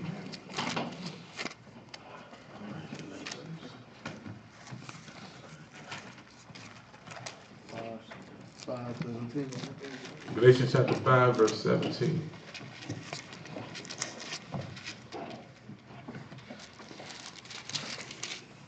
Now, go ahead. The book of Galatians, chapter 5, and verse 17. For the flesh lusteth against the spirit, and the spirit against the flesh. Now, check it out. It's not literally talking about flesh. But Paul is using the word flesh for a reason. Using the word flesh because it is the flesh that Satan has dominion. Do you understand what I'm saying? Satan's dominion is only in the flesh. Mm. It's in the minds of the people. Outside of the mind of the people, Satan has no dominion. He begged the Most High for angels to help him with his cause. To get into the people, he needs vessels. So his dominion only resides in the flesh. It don't reside in the spirit because it's contrary. The spirit of the Most High is what knocked him out the box every time. See, at one time, Satan had dominion over our flesh. That's why we are supposed to get baptized and let that old man woman die. When everybody dies, Satan died. He has no more dominion over the flesh if you reside in the spirit. His dominion is only in the flesh. Read it again, my brother. For the flesh lusteth against the spirit, and the spirit against the flesh, and these are contrary the one to the other. The Most High and Satan are contrary one to the other. One is light, righteous, one is dark and wicked. There's no blending the two in. Okay? So that ye cannot do the things that ye would. So that you cannot do the things that you prefer. See, we once loved the world. But if you live in the spirit, you won't do the things that the flesh preferred. Because you will learn to hate it. It's no longer on the menu. Okay? Jumping back up to verse 16. Yep. This I say then, walk in the spirit. Walk after Yasha. Walk in the spirit. And ye shall not fulfill the lust of the flesh. Satan will not have dominion over you if we walk in the spirit. Y'all get it? Let's go. For the flesh lusteth against the spirit, and the spirit against the flesh, and these are contrary the one to the other, so that ye cannot do the things that ye would. But if ye be led of the spirit, ye are not under the law. Now the works of the flesh are manifest. So if you be led by the spirit, you are not under the law. Right? Remember, those who fulfill the law, those who live in the spirit, there's no law contrary to them. There's no condemnation for those who are righteous, those who are obedient to the Most High. They're saved from the wrath of God. The law is what condemns you or commends you. So it don't mean if you're in the spirit, you can be lawless. That's not what Paul is saying. Paul never says that. That's why I was telling the brother on the phone today in Atlanta. I'm like, bro, it's cool that, you promote people reading the law and they go into Paul. But check it out. There's danger in that.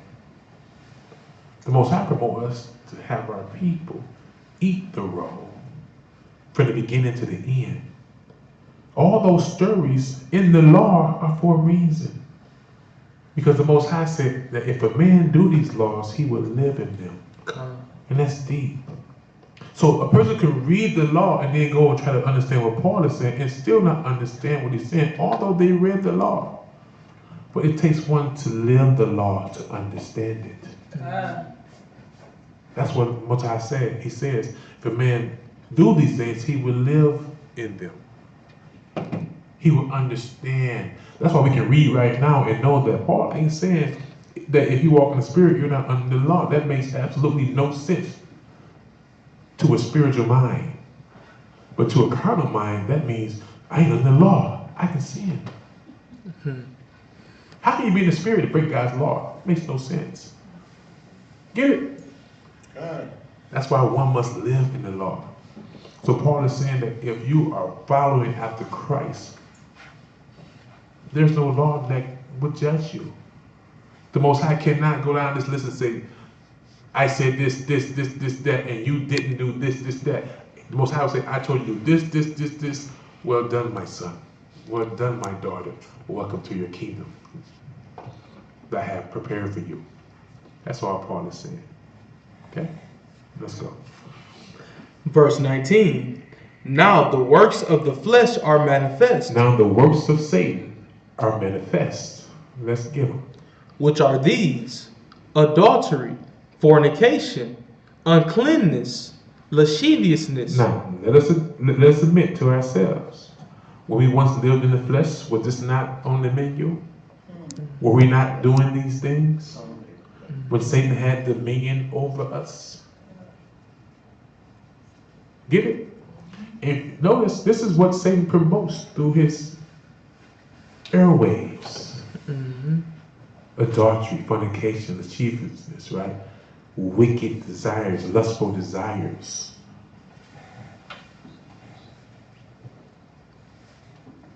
So just as Satan had dominion over us, we're to recognize who it is and what he is, and cast his wicked butt out and submit to our King, Yasha, the Hamashiach, or the Messiah.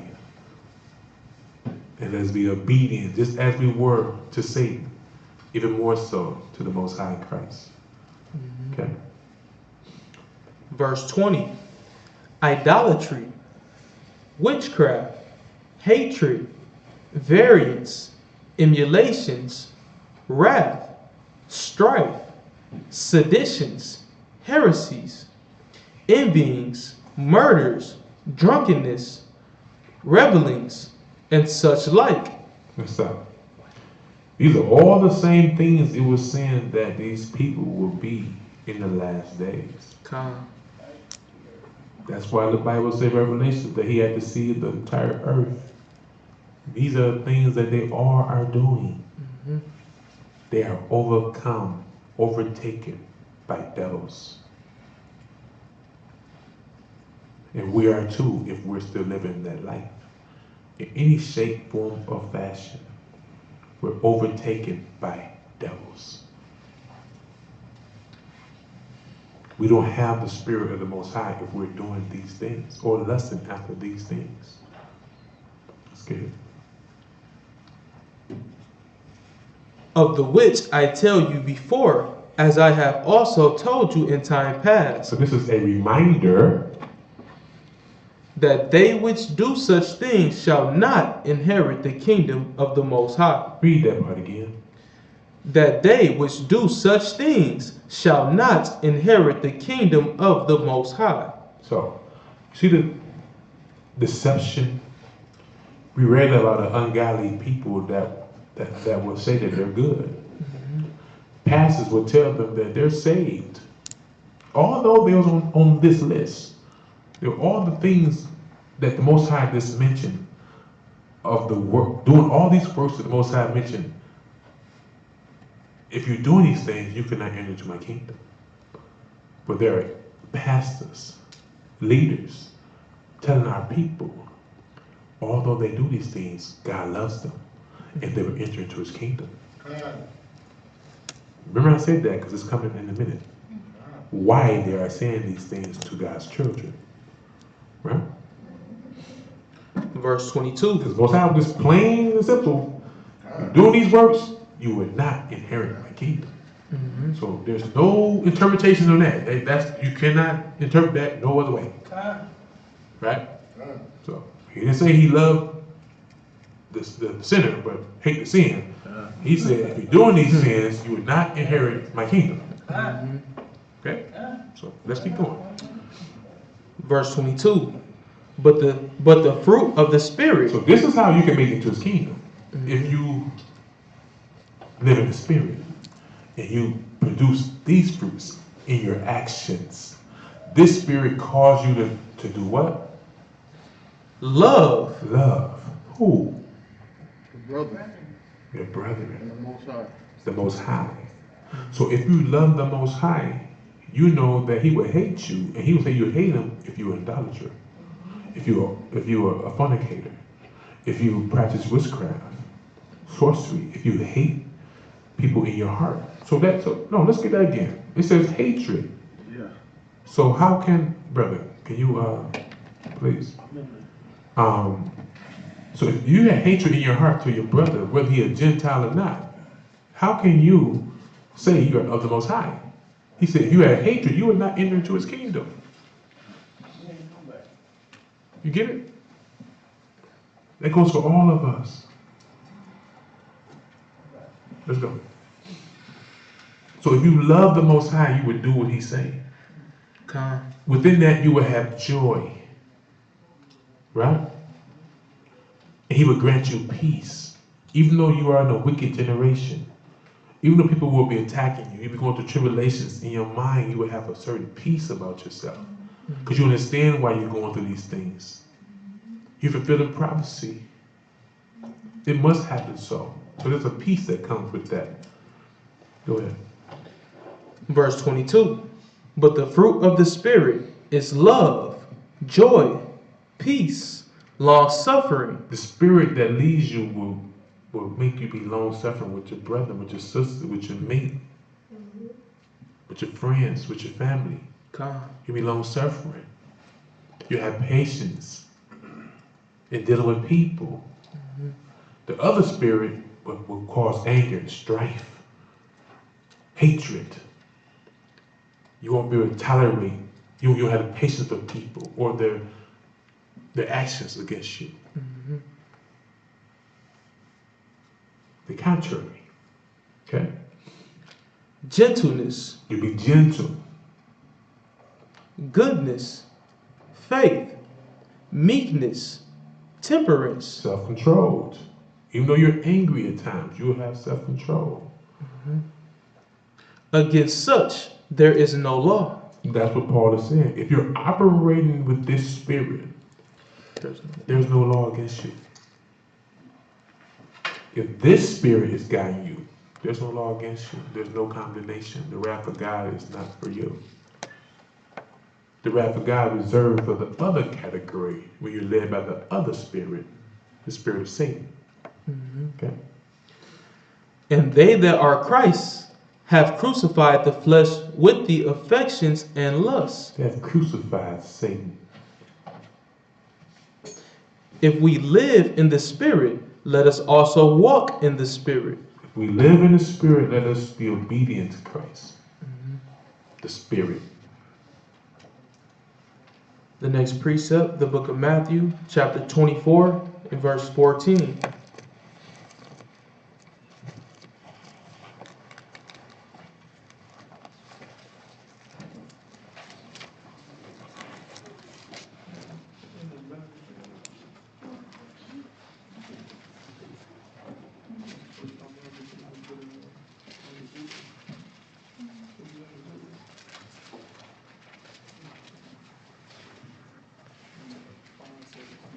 So the Most High has his disciples going out even to this day, especially in this day, to warn all people of all nations, right? Of what we just read.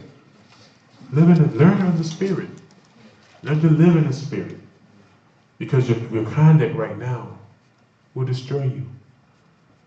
So the Most High, he said he desired no one to be destroyed, but all to be saved. So he's given all men an opportunity, right? To see the light and be drawn to the light that he has established in the world. The Most High has established light in his world of darkness. And we have to be drawn to it.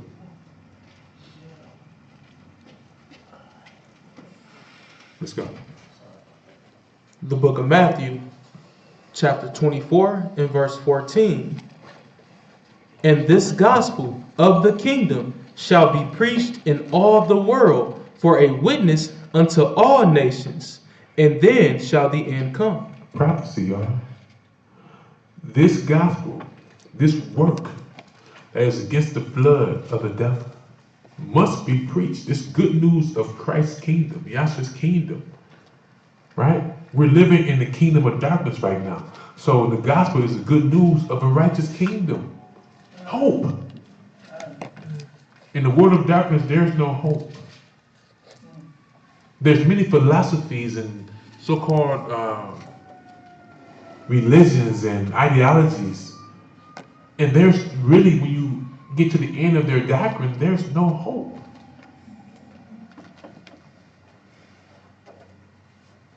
I mean, it's so out there that you can ask a Christian about their hope.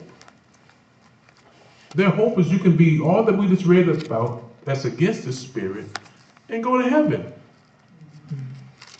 And none of them know what they're going to do in heaven.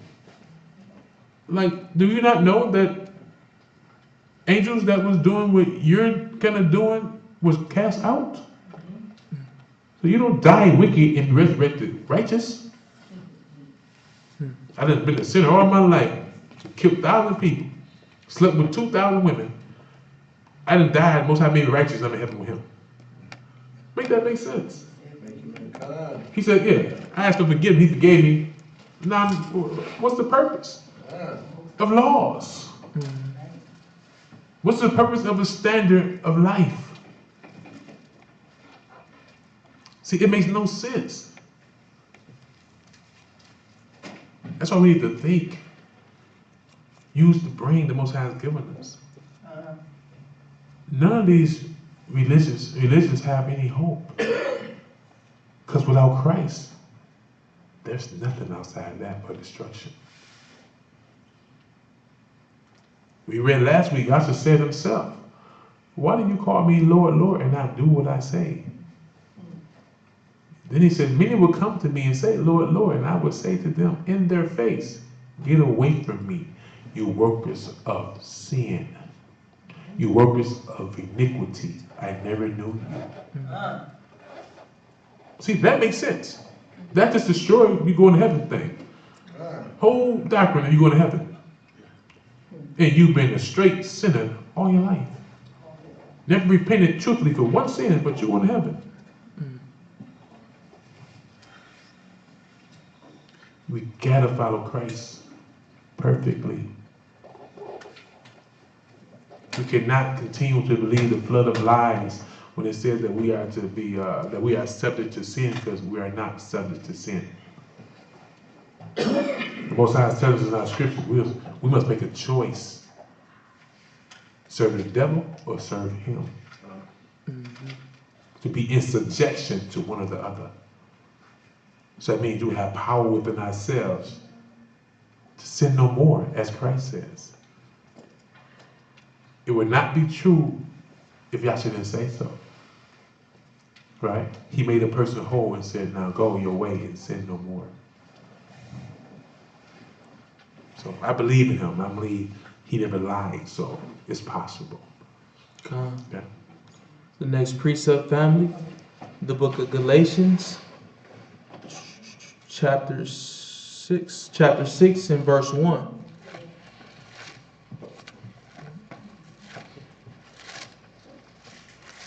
Once again, that's Galatians chapter 6, verses 1 through 9.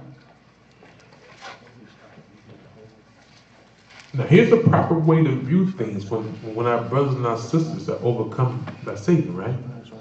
See, because if we recognize that our fight is not with flesh and blood, it makes it easier to be long-suffering towards our brethren, towards our sisters. Okay? Galatians chapter 6 and verse 1. Brethren, if a man be overtaken in a fault, If a man be overtaken by Satan, ye which are spiritual, so ye that are spiritual, ye that are walking in the spirit and can recognize that this brother or sister is just overcome with Satan, that it's not them. It's the spirits inside them. Ye that have a spiritual eye, a spiritual mind, do what? restore such an one in the spirit of meekness. Restore that brother, that sister in the spirit of meekness. Right? See, you can't do this with a carnal mind. Right. That carnal mind will make you blame that individual. And then here comes hatred. Right? Let's go. Considering thyself, Considering thyself. lest thou also be tempted. See? Consider thyself, lest you also be tempted. I said, you gotta respect something. You can't sit here and say, well, this brother, no, you gotta remember, that you can be got too. Satan can get you too.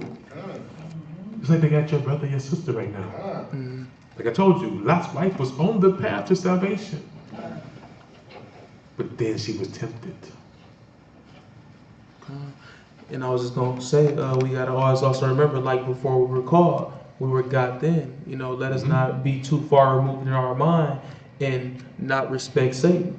Because he get us. All of us was born into his world and loved it. Right? So that makes you more tolerant, that makes you more patient. We consider how we once were. And this is why this person can't get it right now, but there was a time when we was not getting it. Come. Because we love lust. The things we lusted after.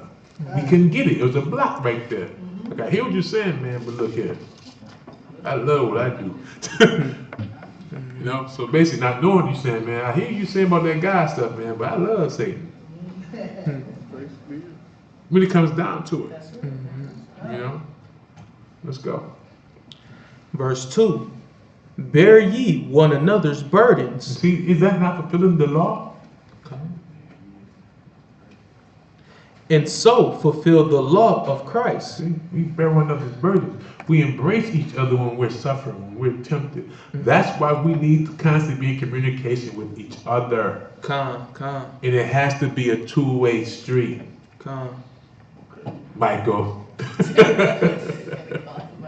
Gotta call somebody out. You know? I'm just sharing the whole thing. So one person think I'm picking on them, get y'all. You know, but I'm serious. We cannot do this by ourselves. We can't. Remember, verse 3 says, for if a man think himself to be something, you think you got the thing, you think you can do it by yourself, you think you get a little knowledge and you got it, the Most High warns us. For if a man think himself to be something when he is nothing, he deceiveth himself. Get it? We need each other. Come. Let us never be above reproof.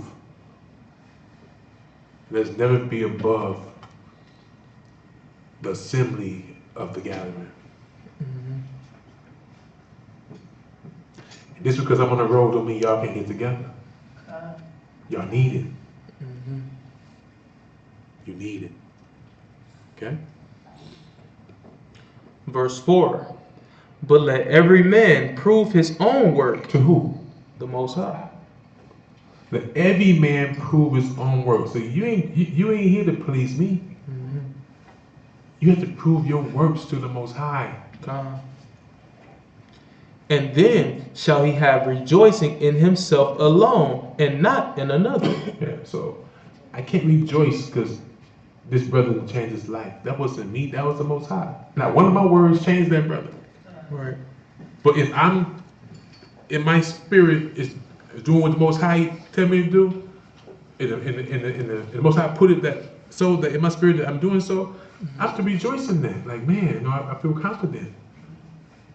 But confidence with respect, it's like, that don't think you got it. Because when you think you got it, he got you. You know what I'm saying? That's why we have to be in constant prayer. Come. Praying without ceasing. Praying without ceasing. Okay? Let's go. Verse 5. For every man shall bear his own burden.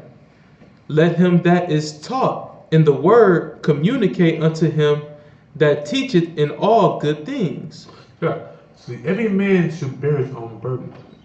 Even though the brothers and sisters are here to help, it's still up to you. It's up to us.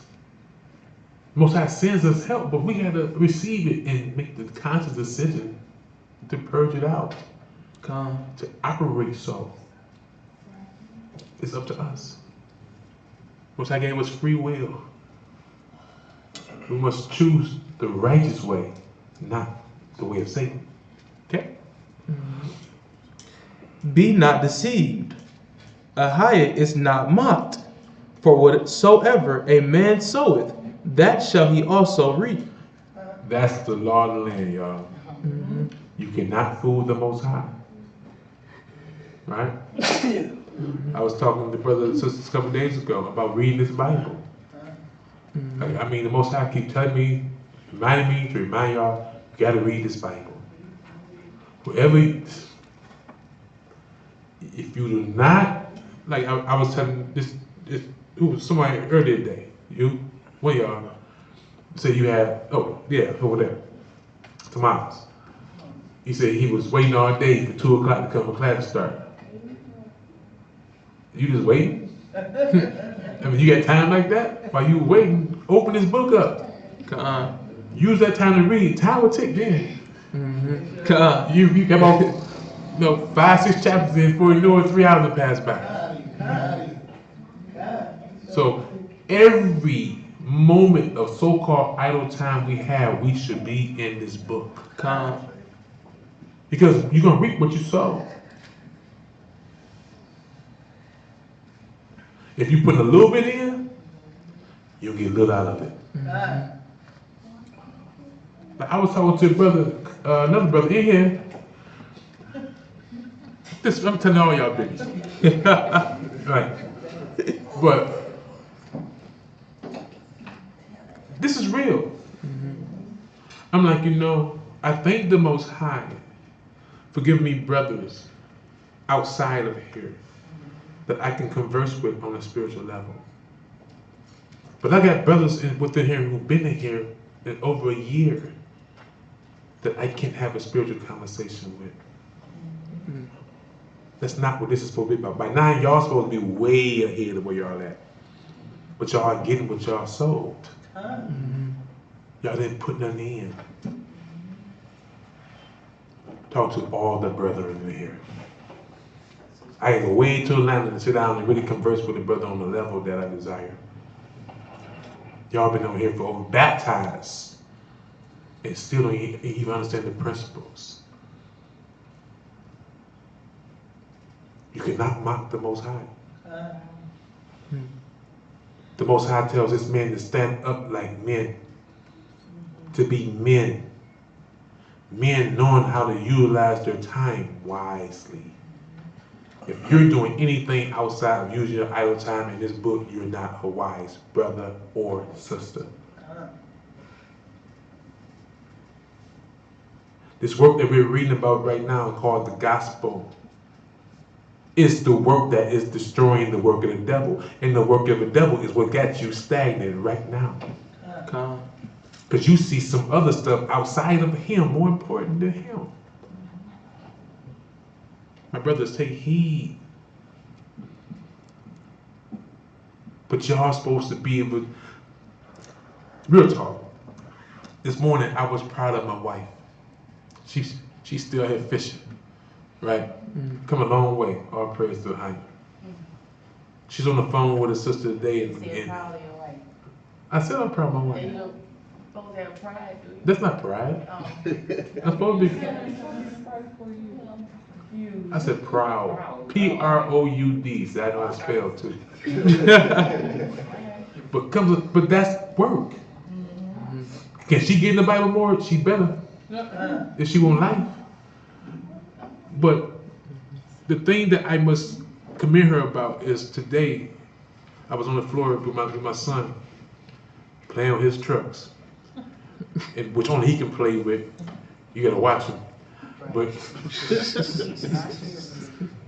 anyway, she had a sister on the phone had questions. And I guess she wanted me to answer the question, but she was doing a marvelous job, wonderful job herself. Look at my baby. She just asked me the question. I didn't tell you that, but I'll tell you that. But I mean, I'm serious. But she was able to, I could just shut up. She was answering the questions. Can y'all do that? See, y'all the brothers. There it is. Y'all the brothers. Y'all the leaders.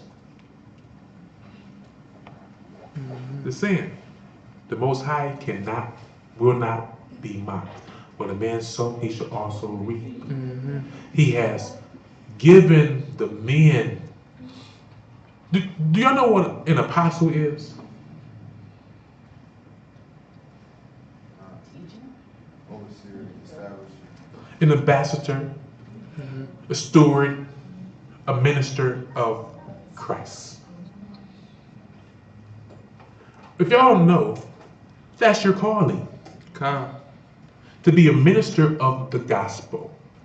Now ask yourselves right now when you go home, are you a minister of the gospel? If you're not, get into your book. Turn the TV off, turn the internet off, whatever it is in your life, and get into your book. Be what you are called to be. We are the ones that the Most High is talking about who spread this gospel. So if you're not doing your part, Yasha gave a parable about the servant who master went away. He said, happy is the servant when his master finds him doing so. So when Yasha come back, if y'all have not done what he has called y'all to do, whether you baptize, you come to class every Sabbath or not, you broke his law. See, this is the law. You cannot eat pork, shrimp, crab, catfish. You can honor the Sabbath, all that. But if you are not doing what the master told you to do, you broke his law, you despise him, and you will be destroyed. Just telling y'all like it is. Come. That's why it's only a few, my brothers. You've been baptized over here where you at. Okay? Take heed. All y'all. Okay? Go same thing for the sisters. Y'all gotta fish too. Okay? You were not called to have your talent in the sand, in the dirt. You were called to multiply your talent. Make that 1 3. Make that 3. Make that 5 10. Bring forth fruit. But you first must be this light. And the only way you're gonna change, I'm telling you what, y'all can play that game you want to. Only way you change it if you stay in this Bible. This word will wash you. You cannot do on your own. Come to class, hey, y'all praise the Ahayah, come to class. But the more you're in this book, the more you'll grow. Spiritually. The less you in this book, you're gonna be like in quicksand. I don't know if it's real, but I know I was a kid, they say you something, I read something, saw something, they say you can really sink. But let's say the figurative quicksand, that's gonna be you. You started right there, but eventually you start sinking and sinking and sinking and sinking spiritually. Because you didn't apply yourself. So, Most I call us to be light. Let's get it. Verse 8. For he that soweth to his flesh shall reap of the flesh. He that desire to serve Satan will reap that. Right? Reap corruption. But he that soweth to the Spirit shall of the Spirit reap life everlasting. You sow into the Spirit, you putting your work in, it is the Bible. You're applying what the Most High is telling you. He's purging that flesh, that carnalness out of you. If you are diligently seeking Him and applying what He teaches you. That simple. Verse 9.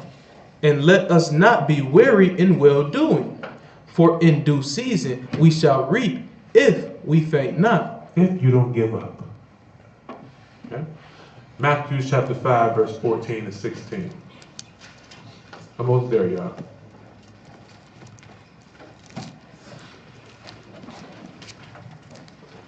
This is what I was just speaking of to the brothers and y'all sisters about our calling. Okay?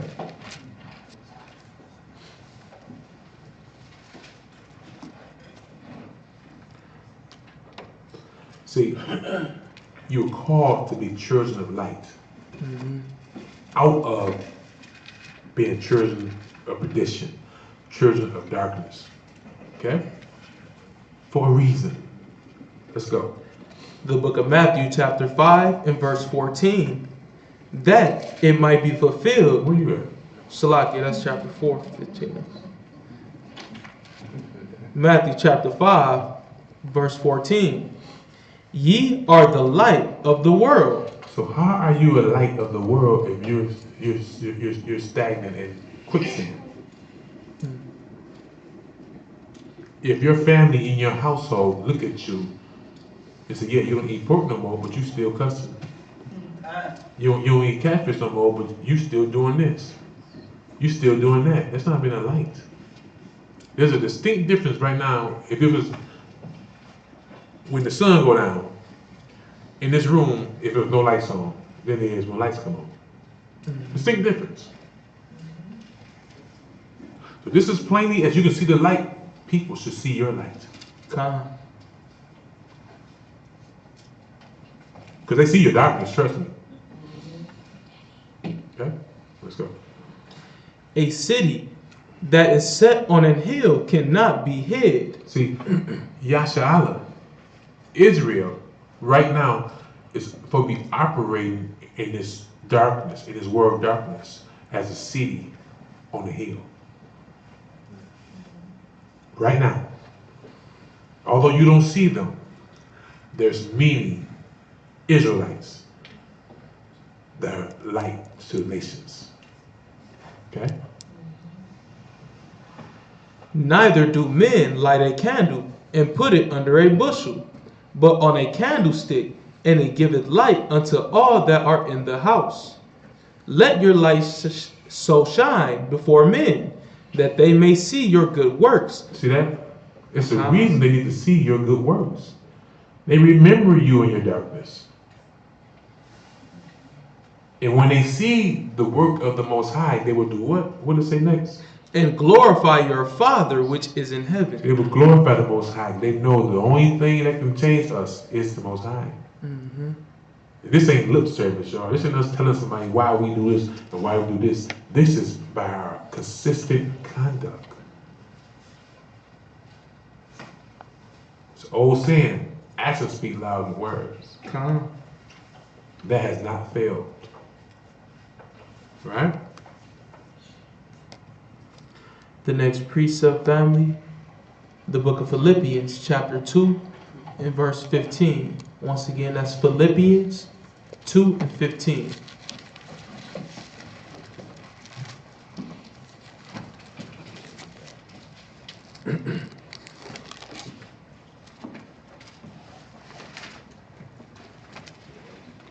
This is the reason why Yahshua was telling us to let our light shine before men so they may see our good works.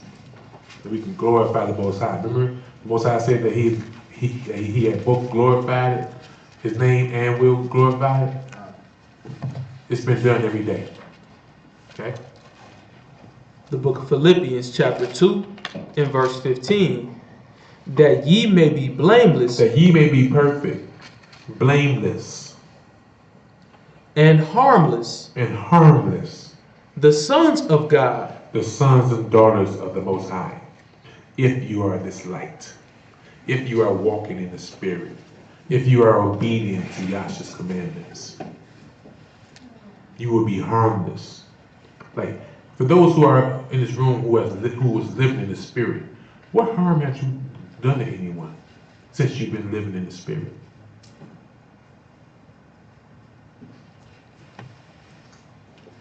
Get it? When we was living in the flesh, we can come up with a whole bunch of times we didn't harm someone, physically or mentally. Mm-hmm. Okay? Must be blameless. See, there's no blotches on your light. Right? None. There are no dark spots on your light if you're blameless. The people within your household should not be able to blame you of anything concerning wrongdoing. Now, they may accuse you of things that are not true for their lack of understanding, but before the Most High, you know whether it's true or not.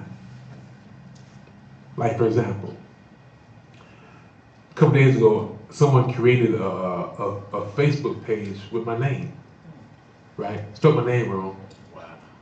There was a brother who was really angry at me. I don't know if it came to paint, right? So I get a message on my Facebook page. Y'all know I don't even be on that stuff like that, right?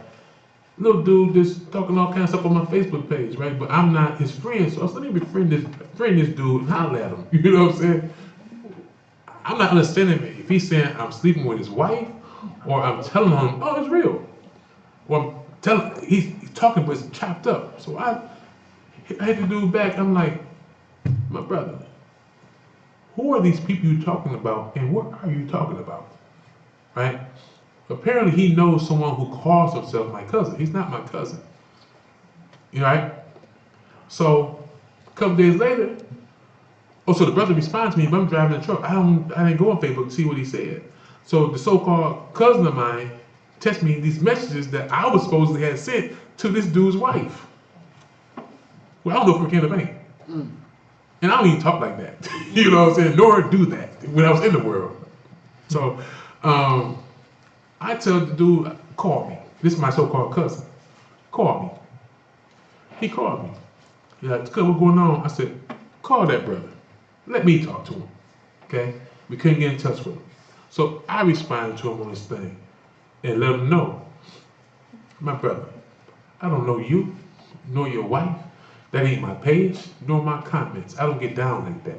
And it's really childish and messy. So I hope that you straighten this stuff going on in your life, because it ain't me, my brother. You know, he back, man. My bad, brother. I'm sorry, woo, man. Some dude, I guess you know the dude who did it well now. But I was just thinking how dangerous that is. Right. Like, let's say if I was sitting in the world, I'm at a club, this dude think I'm really dope, like shoot me something. I'm getting shot. What you shoot me for? I already know you.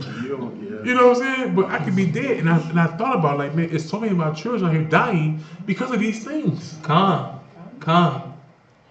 It's just I'm just happy that I'm not the kind of person who runs with stuff. I went to the brother, like as close as I can get to him through social media. Like, no, let me talk to this brother. Now I was thinking about just imagine the lies that he told on me right now. The time period that he thought it was me. How many people he's told this story to? You see what I'm saying? It's dangerous. But yeah. So y'all be careful on these social media things, you know. Cause anyway, let's get back to the lesson. Yeah, that was crazy though. But let's go. Verse 15, that ye may be blameless and harmless. So that's what I was saying, because I know before the Most High that I'm blameless in this matter. But do we, in our real life, those who really know us, are we blameless before them? Because we must be, according to the scriptures. Okay? The sons of the Most High, without rebuke, in the midst of a crooked and perverse nation. See that? In the midst of this hour of darkness, we must be light, blameless. Now, not later on, but now, in the midst of this wicked and forward, crooked generation, the hour of darkness. The next precept, family. It says, a crooked and perverse nation among whom ye shine as lights in the world. See, it's not talking about Yasha. It says lights. So all it says true disciples must be lights in the world of darkness. Okay? 1 Thessalonians chapter 5, verse 1.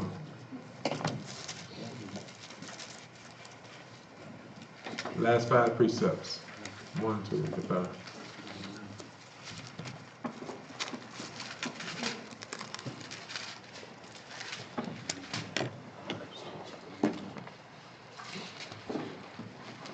And knowing this, right, we know that, as he says, those people who do or live contrary to what the Most High commands, there's a day of judgment. And that's why we are to serve the Most High with fear and trembling, believing that this day is coming real soon. Okay? Let's listen to what the writer says about this. The book of 1 Thessalonians chapter 5 and verse 1. But of the times and the seasons, brethren, ye have no need that I write unto you. So when the end will come, he have no need to write this to us. Okay? Because he don't know. Okay? Verse 2. For yourselves know perfectly that the day of the Lord so cometh as a thief in the night. So when it comes, we won't know when it comes. So we must be prepared for this day. If it comes tonight, we must be prepared. So that if it comes tonight, we're confident that the wrath of God will not befall us. Okay? Verse 3. For when they shall say, peace and safety, then sudden destruction cometh upon them. See, a lot of people get this scripture wrong. They think it's talking about when the government says peace and safety, that certain destruction comes on us, right? This scripture ain't talking about the servants of God. It's talking about those who are saying peace and safety. So when this government put in harmony their new world order to bring peace to the earth, sudden destruction is coming on them. You can't play the role of the Most High. He would not be mocked. Because their peace and safety is not true peace and safety. It's the destruction of his people and their little world that they consider to be peace and safety without God's children. Okay? So let's go. Destruction cometh upon them, as travail upon a woman with child, and they shall not escape. So they would not escape the wrath of the Most High. Okay? But ye, brethren, are not in darkness. See that? Ye brethren. Paul is talking to those who are in the spirit. And those who are not in the spirit, I suggest that you get in the spirit. Because Paul is talking to those who have confidence that they're not in the darkness. Okay? That day should overtake you as a thief. But ye brethren are not in darkness. So there's nothing to worry about if you're in light, not in darkness. That day of the Lord should not overtake you as a thief. Okay? See, the wrath of the Most High is not for the righteous. Let's go. Ye are all the children of light and the children of the day. We are not of the night nor of darkness. See, we are all supposed to be, who claim to be of the Most High, children of light, who are of the day. Yasha says, so men can see your good works. See, men can see you in the daytime. They can see how you operate in the daytime. It's in the night when we try to hide. They can't see you in the darkness. Right? Let me keep reading. It says, we are not of the night. We are not of those who are doing hidden things that we think man cannot see. Remember, we are under constant surveillance. The Most High sees even in the darkness. For his eyes are 10,000 times brighter than the sun. So we can't hide from him. Right? It says, nor of darkness. So we're not living under the authority, the power, dominion of Satan anymore. Therefore, let us not sleep as do others. Right? The world is asleep. We talked about that earlier when we first started class. Unaware of what's going on outside of their sleep. There's chaos going on. There's war going on, but you're asleep. Our people are in sleep. They're in darkness. Therefore, let us not sleep as do others, but let us watch and be sober. Let us watch. Let us be alert. Be in tune to the warnings that the Messiah has given us to look for. What's going on right now are the signs of the time that he's at the door. It's almost over. Please do not faint. Get your life right today. He's at the door. Be sober. Do not be a drunkard. Be discreet. Wise as a serpent. Cautious as a dove. Okay? For they that sleep, sleep in the night. And they that be drunkard are drunkards in the night. See, all this stuff goes on in darkness. Okay? When you're drunk, what do that leads to? Wickedness. Okay? But let us, it's when you see someone drunk in the daytime, it looks weird. Yeah. Right? Yeah. So it should look weird if you call yourself light. If you're being darkness in the light, in the daytime, it should look weird. Because the people that are among you don't see a light. They see something weird. I thought you're supposed to be. Yes. Yeah. I thought you're supposed to be. You look weird. You're like a drunk man in the daytime. Right? Let us, verse 8. But let us, who are of the day, be sober, putting on the breastplate of faith and love. See? We protect ourselves with the Most High. And for a helmet, the hope of salvation. Christ is your head. He's your helmet. Okay? Protecting the most vital part of the body. For Ahayah has not appointed us to wrath. See? If we're children of light, Ahayah has not appointed us as children of wrath, children of destruction. But to abstain but to obtain salvation by our Lord Yahshua. Okay? If we stay faithful, do not faint, and be children of the light, we will attain the salvation that is promised to us. Who died for us, that whether we wake or sleep, we should live together with him. So whether we are alive when he comes or we dead, we should live with him. Those who are died will be resurrected. Okay? Matthew chapter 5, verse 20.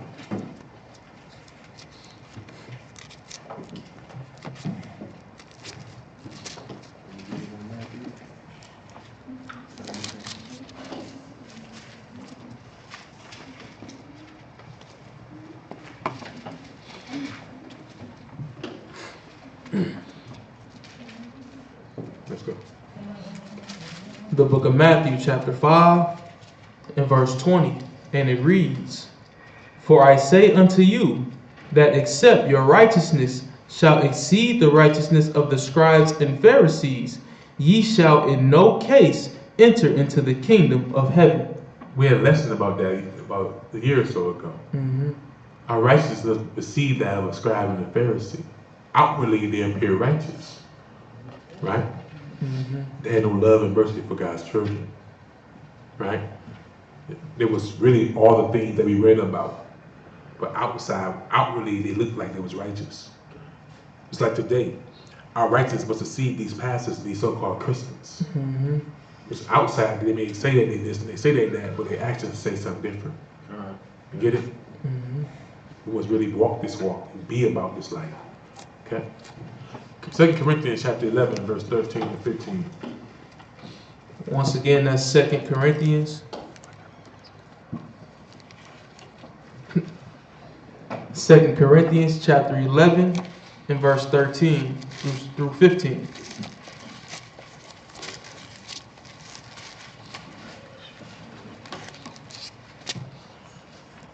The book of 2 Corinthians. So concerning those Pharisees or religious leaders, right? Let's get the scriptures on this. 2 Corinthians chapter 11, verse 13. For such are false For apostles. such are false ministers. For such are false ambassadors of Christ. That's why our righteousness must exceed theirs. Okay? They talk a good game. But by their fruit you should know them. Okay? Deceitful workers, transforming themselves into the apostles of Christ. And truthfully they are the apostles of darkness. And no marvel, for Satan himself is transformed into an angel of light. Therefore, Get that? Satan himself is transformed to an angel of light. So what? 15? therefore it is no great thing if his ministers also be transformed as the ministers of righteousness, whose end shall be according to their works. There we go. So in this hour of darkness, Satan will have many apostles, workers of deceit, who transfer themselves into workers of righteousness, deceiving the world. Right? We are not to be as so. John chapter 15, verse 18.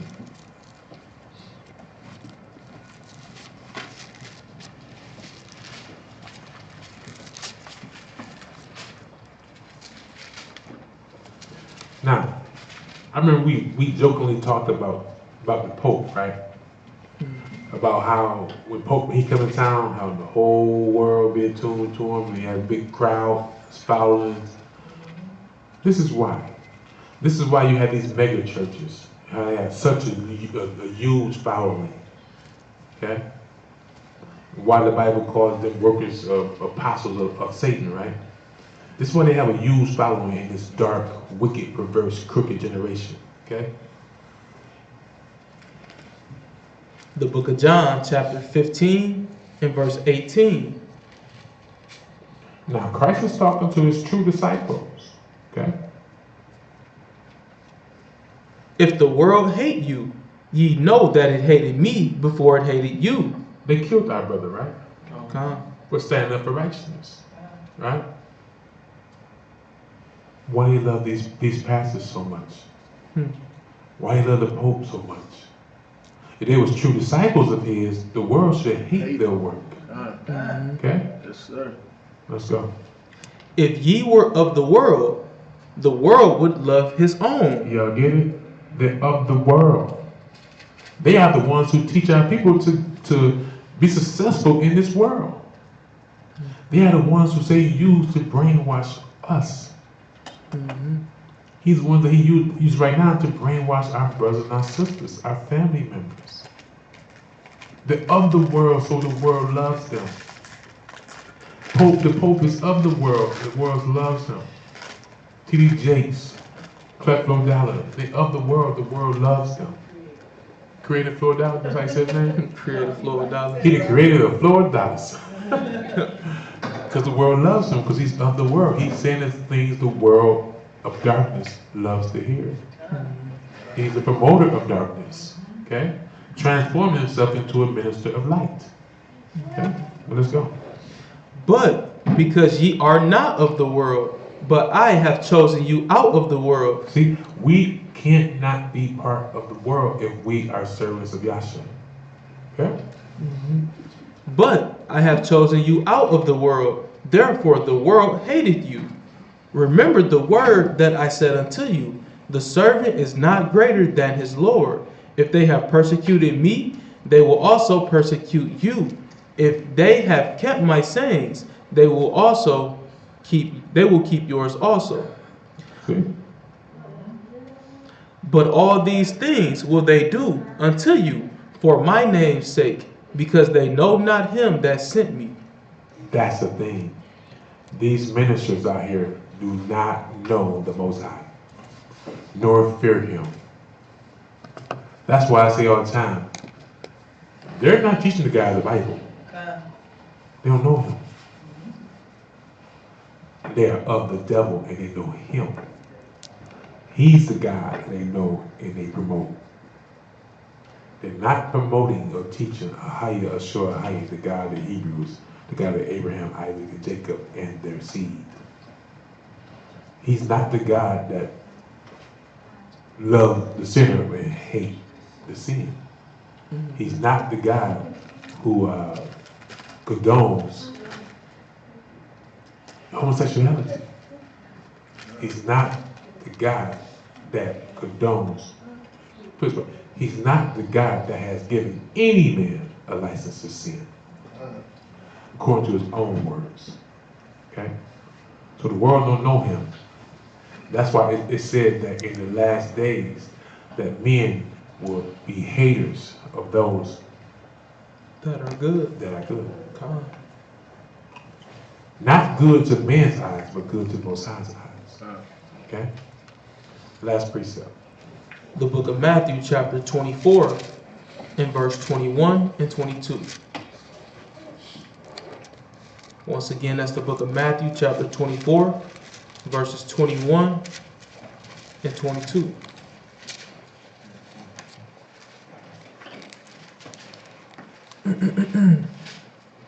The true followers of Yahshua will be hated, persecuted, right? Not loved of the world because they're not of the world. They're strange to the world. They're actually terrorists to the world. Okay? Remember, this is the hour of darkness, where what is good is perceived to be bad, and what is bad is perceived to be good. Where men, where sin would abound, the love of many will wax cold. it will be an evil, wicked world. Right? It's like Sodom and Gomorrah.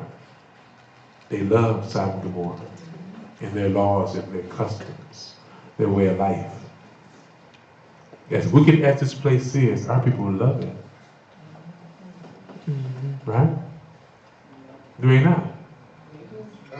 They love it so much that they can't see an end of it, nor of getting better. Like they don't see it getting better, but they still love it. You know, like you don't desire nothing better than this. You know, but let's go. Last precept. Matthew chapter 24, verse 21. For then shall be great tribulation. So then should be great tribulations, right? The true servants of the Most High are not to fear these great tribulations. Okay? Such as was not since the beginning of the world to this time. No, nor ever shall be. And except those days should be shortened, there should no flesh be saved. But for the elect's sake, those days shall be shortened. Stop right there. It's coming, y'all. This is prophecy. It's, like I say all the time, it's about to go down. There should be great tribulations. Our souls will be troubled. What should we say to the Most High? Deliver me from this hour? Or Ahayah? I thank you, man, for this moment I was born to glorify your holy name. Ahayah, sure Ahayah. The water Abba. Okay? Let us, those of us who will face these situations, let us die gloriously. Okay? For those who don't have to die, to be tested and escape, you pray your iron praise to the Most High, and you thank Him that you did not faint in the fear of death, with the fear of death before you. Okay? And except those days should be cut to be short, there should no flesh be saved. The government really has an intent to destroy us. Many of us will die. Okay? But for the elect's sake, for the Most High's chosen, those lights in the world, the Most High cut the time short. And then those persecutors, those blasphemers, those workers of iniquity will not escape the wrath of the Most High. Amen. Amen. With that concludes the lesson.